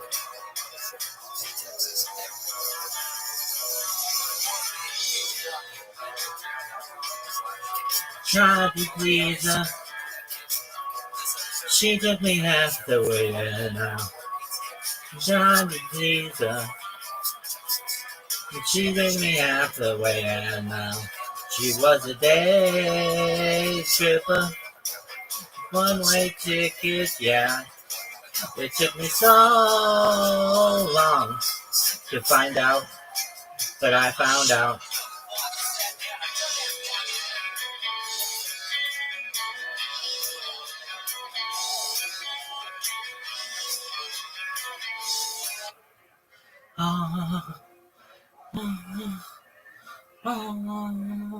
Ding, ding, ding, ding, boom. That was so sick. Austin, Texas, USA. It's the William Montgomery Show. Starring William Montgomery. It's Casey Rocket. The Tony Chin Orchestra. The William Montgomery Children Dancers. As always, William is joined by Try to feel the I'm Casey Rocket. And now here he is, the big red machine, the Memphis Strangler, William Montgomery.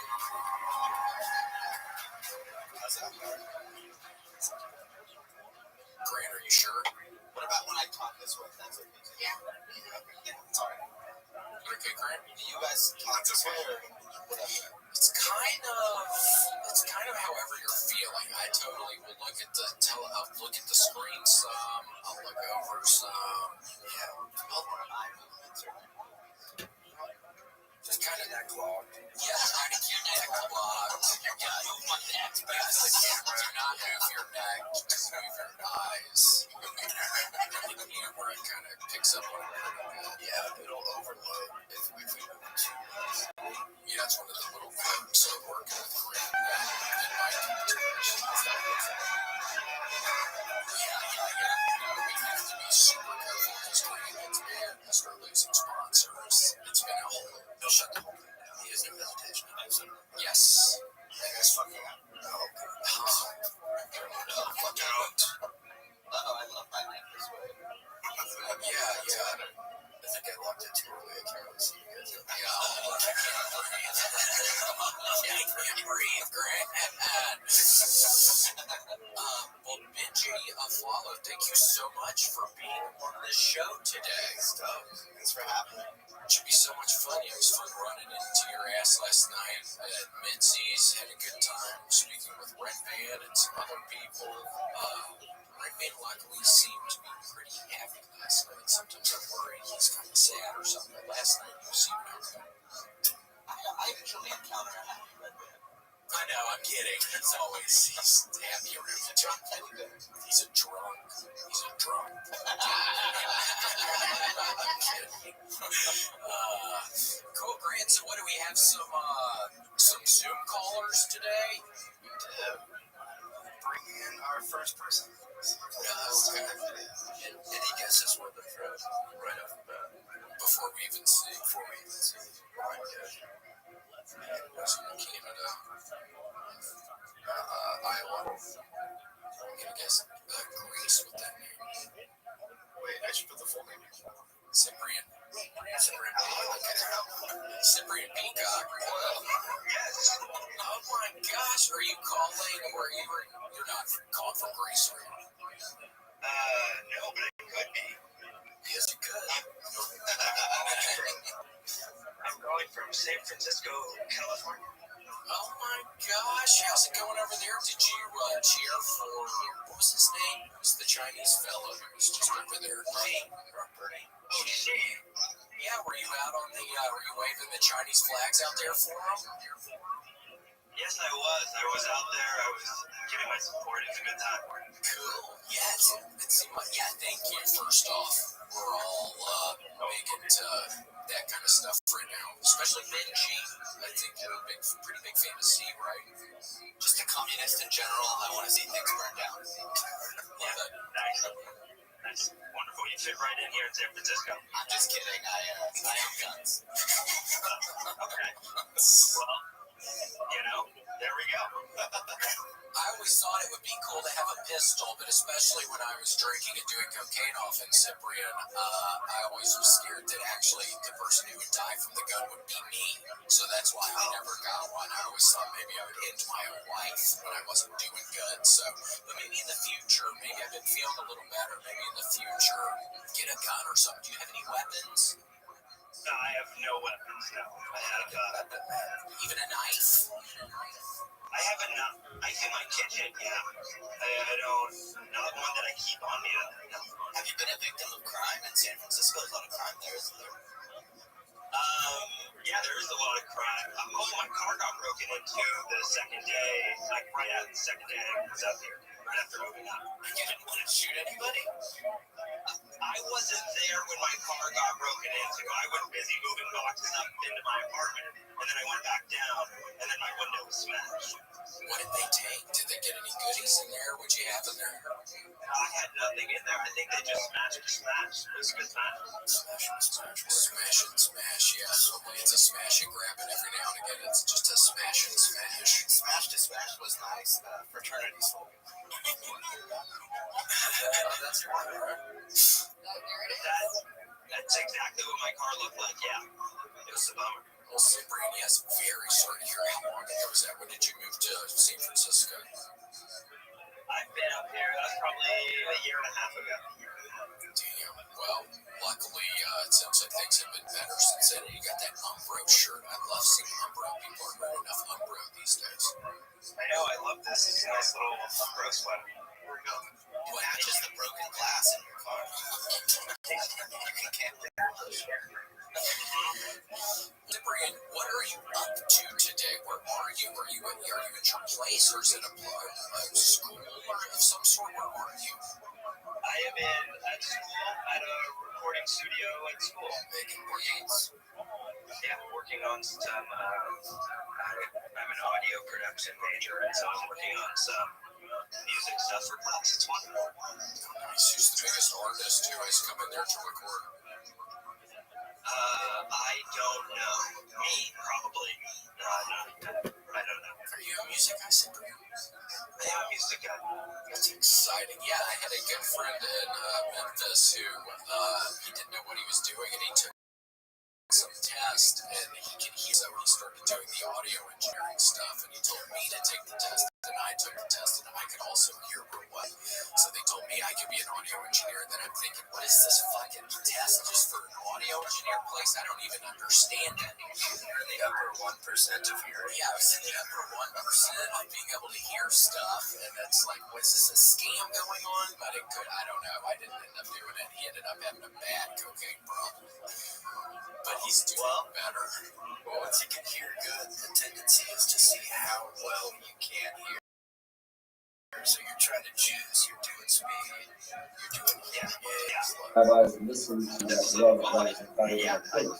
Question put out a song called Slippery Slope. So you have to listen to spin off competing forces in that conversation, that dialogue. Here was the private application of peace, potentially also Islamic, and there are the rabbis, and there's the messenger. So there's multiple forces all at once, and that is where it's operating series. In this time, those forces were not just having a conversation about this enemy, but they were also fighting battles as well. The priests, the Sadducees, the Zealots, the Sicarii, the rabbis, all under three pages. And so this conversation passes reflected of the larger conversation. It wasn't about one person's another, but was actually said it was not. It starts off with hold on. I forgot how it started. I'm so sorry, Benji. I'm so sorry.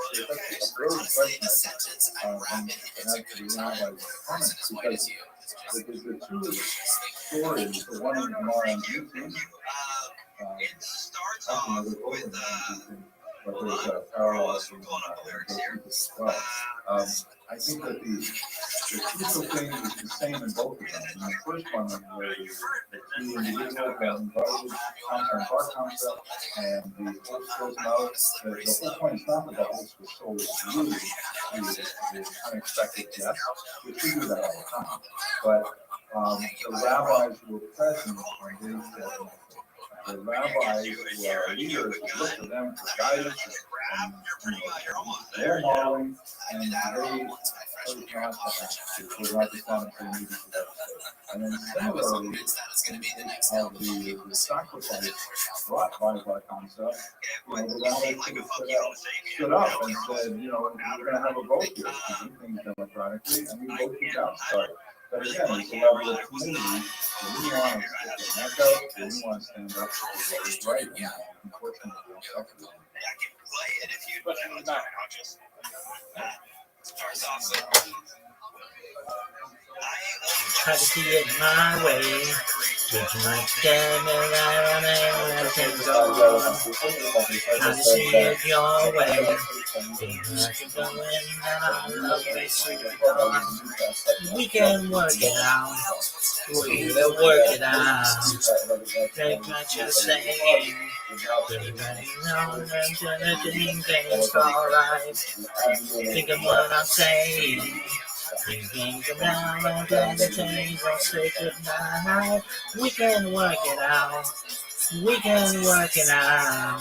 It's very short, and there's no time. Fussing and fighting, my friend. I have always thought that it's a crime. So I'll ask you once again to see it my way. Maybe and I remind you I'm wrong. You can see it your way. There's a chance of knowing you can feel apart before too long. We can work it out. We can work it out. Very short, and there's no time. Need to be doing to allow you to be in the studio to really further your rap thing, keep it going. You're in San Francisco, you have to be social. Have some fun. What's the temperature there tonight? Question online, and this is a very common one question.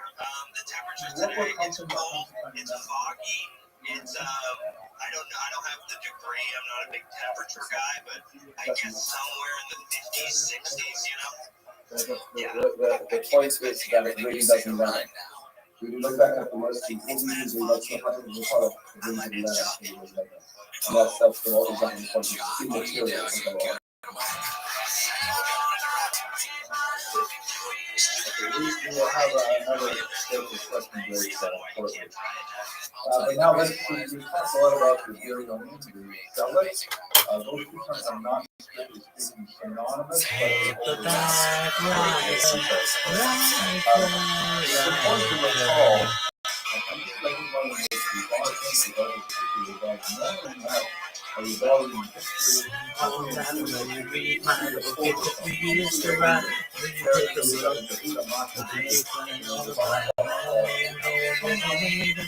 so I'm gonna be a paperback writer. Paperback writer.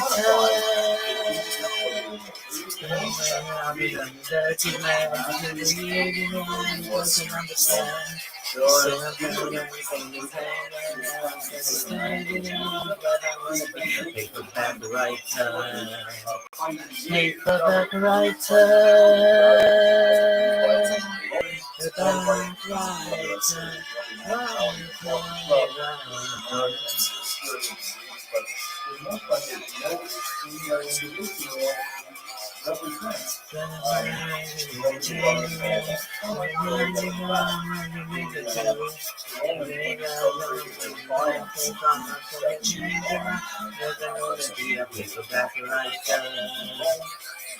Paperback writer.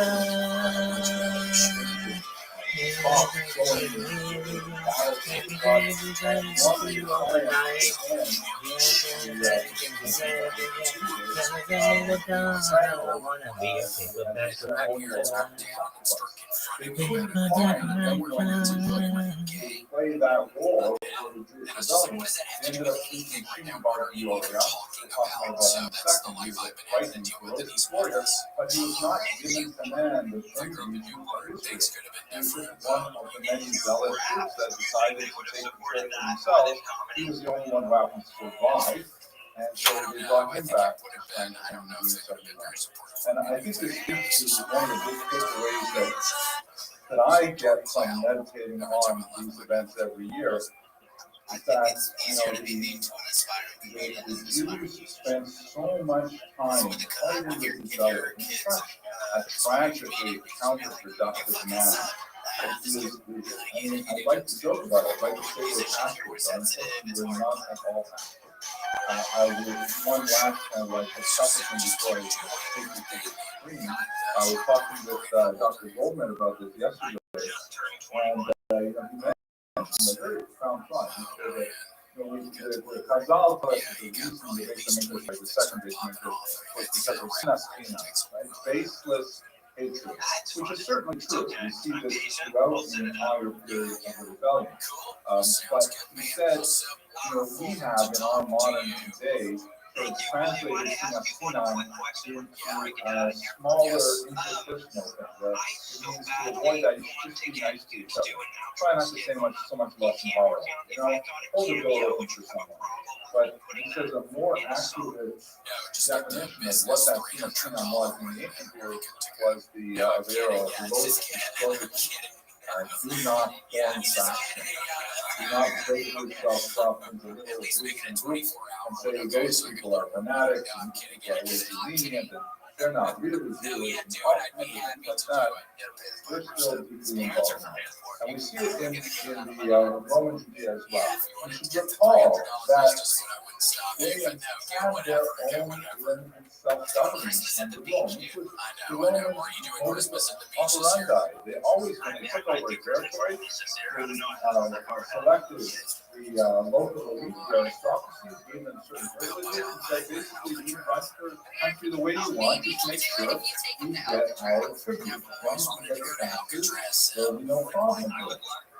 And so the Jews had kings. They had Herod, of course, was an exceptionally efficient ruler, although he was incredibly brutal and you had King Agrippa I and King Agrippa II shown here.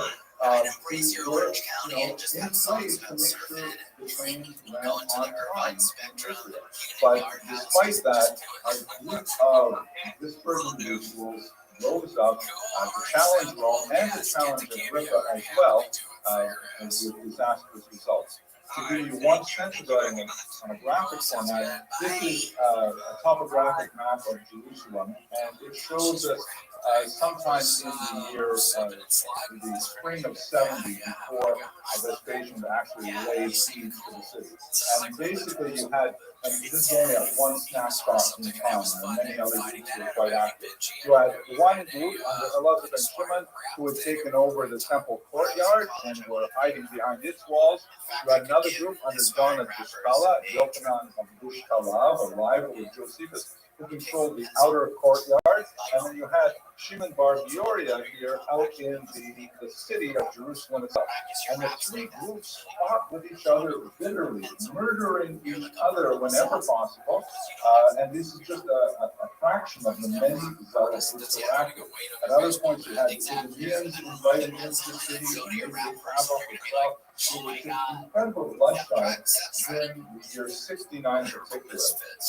And what is especially tragic, besides the fact that Josephus confirms what we saw in the last Gemara, that the zealots burned down the remaining stores of their rivals, virtually guaranteeing the defeat when Vespasian did eventually arrive. There was no way they could outlast the siege. But that they were completely separated from each other and separated from the reality that they were about to be attacked by none other than 60,000 Roman troops. And they simply waited and fighting each other during this period of time. Fucking Ghislaine Maxwell. And that, I think in a boat. This goes out to GM. Just said because like you usually more without having realized what the fact of In the town where I was born, lived a man who sailed the sea, and he told us of the flag in the yellow submarine. There were rays around the way, every bar silver ball.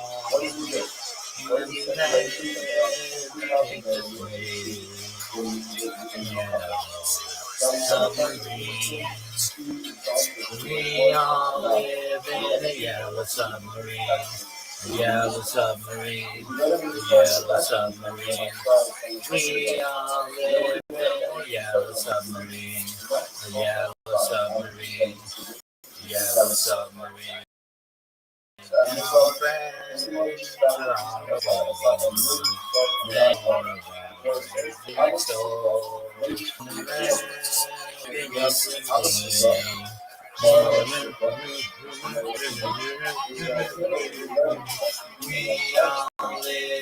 Yellow submarine, yellow submarine, yellow submarine. We all live in a yellow submarine, yellow submarine, yellow submarine.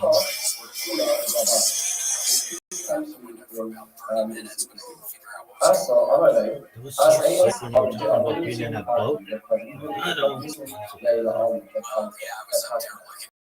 out the window, just trying to figure out what I couldn't even figure it out. Yeah, it's nice in Sacramento. The teams are scared of Sacramento being real bad, and Jews. This is before the Red Sea. When the Jews they stopped killing each other. thank you so much. You have fun doing that. This was unbelievably shocking statement. Mind the others. What can I use this other sitter? To Amina Yehudi, if I say anything to my followers, We have to. We're trying to figure out a place where we can get a picture with Gator with Santa Claus. And we went to the Petco yesterday and Santa wasn't there, which was kind of a big deal because we were all prepared. We had our little sweater and we were very the prepared. conversation goes on, and to make a suggestion, and the other is not to say that you are now requesting out of Jerusalem, I will potentially give you or really do some benefit. And there's a whole discussion how this happens. So this is a pretender who's sick, and you get a pretender who's dying with and increase there's starting to do conventions right now, maybe will be allowed out for the burial of the dead. That's really what happens. And describes that day when they came to the gate, the guards didn't get through, they were going to steal him just to be sure, and nonetheless they managed to make their way out. And we point to the famous this total conversation which is between the Yohan and Zach and Spectre and Prophet speaking the closing and predicts the imminent appointment of Spain as not a general but emperor and Caesar, which is at this point in time he's not aware of. He's not aware of this appointment. He finds out his keepers. He has released respect for Rabbi Yochanan ben Zakkai and he asks him, what is it that you want? What is it that you want? This is a very difficult moment if we put ourselves in Rabbi Yochanan's shoes for a moment here. What would you ask when you speak to a newly ordained Rabbi Stephen who is now surrounding the city of Jerusalem, with knowing what's going on in the city? The Yochanans answers are somewhat timid. He asks for three things. He asks for the continuation of the chain of Rabban Gamliel. He asks for 10 Yavne and Chachamel. He needs Yavne and the sages. And finally, also, he says, ensure the safety and the healing of Rabbi Tzadok, and Rothschild was fasting on behalf of the oncoming onslaught. That's what the Lord says. And that's in fact the France is the one is they was a hundred. And they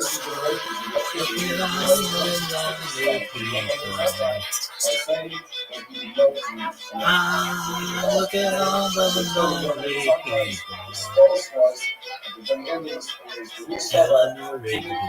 Season of lights and a treasure hiding has been.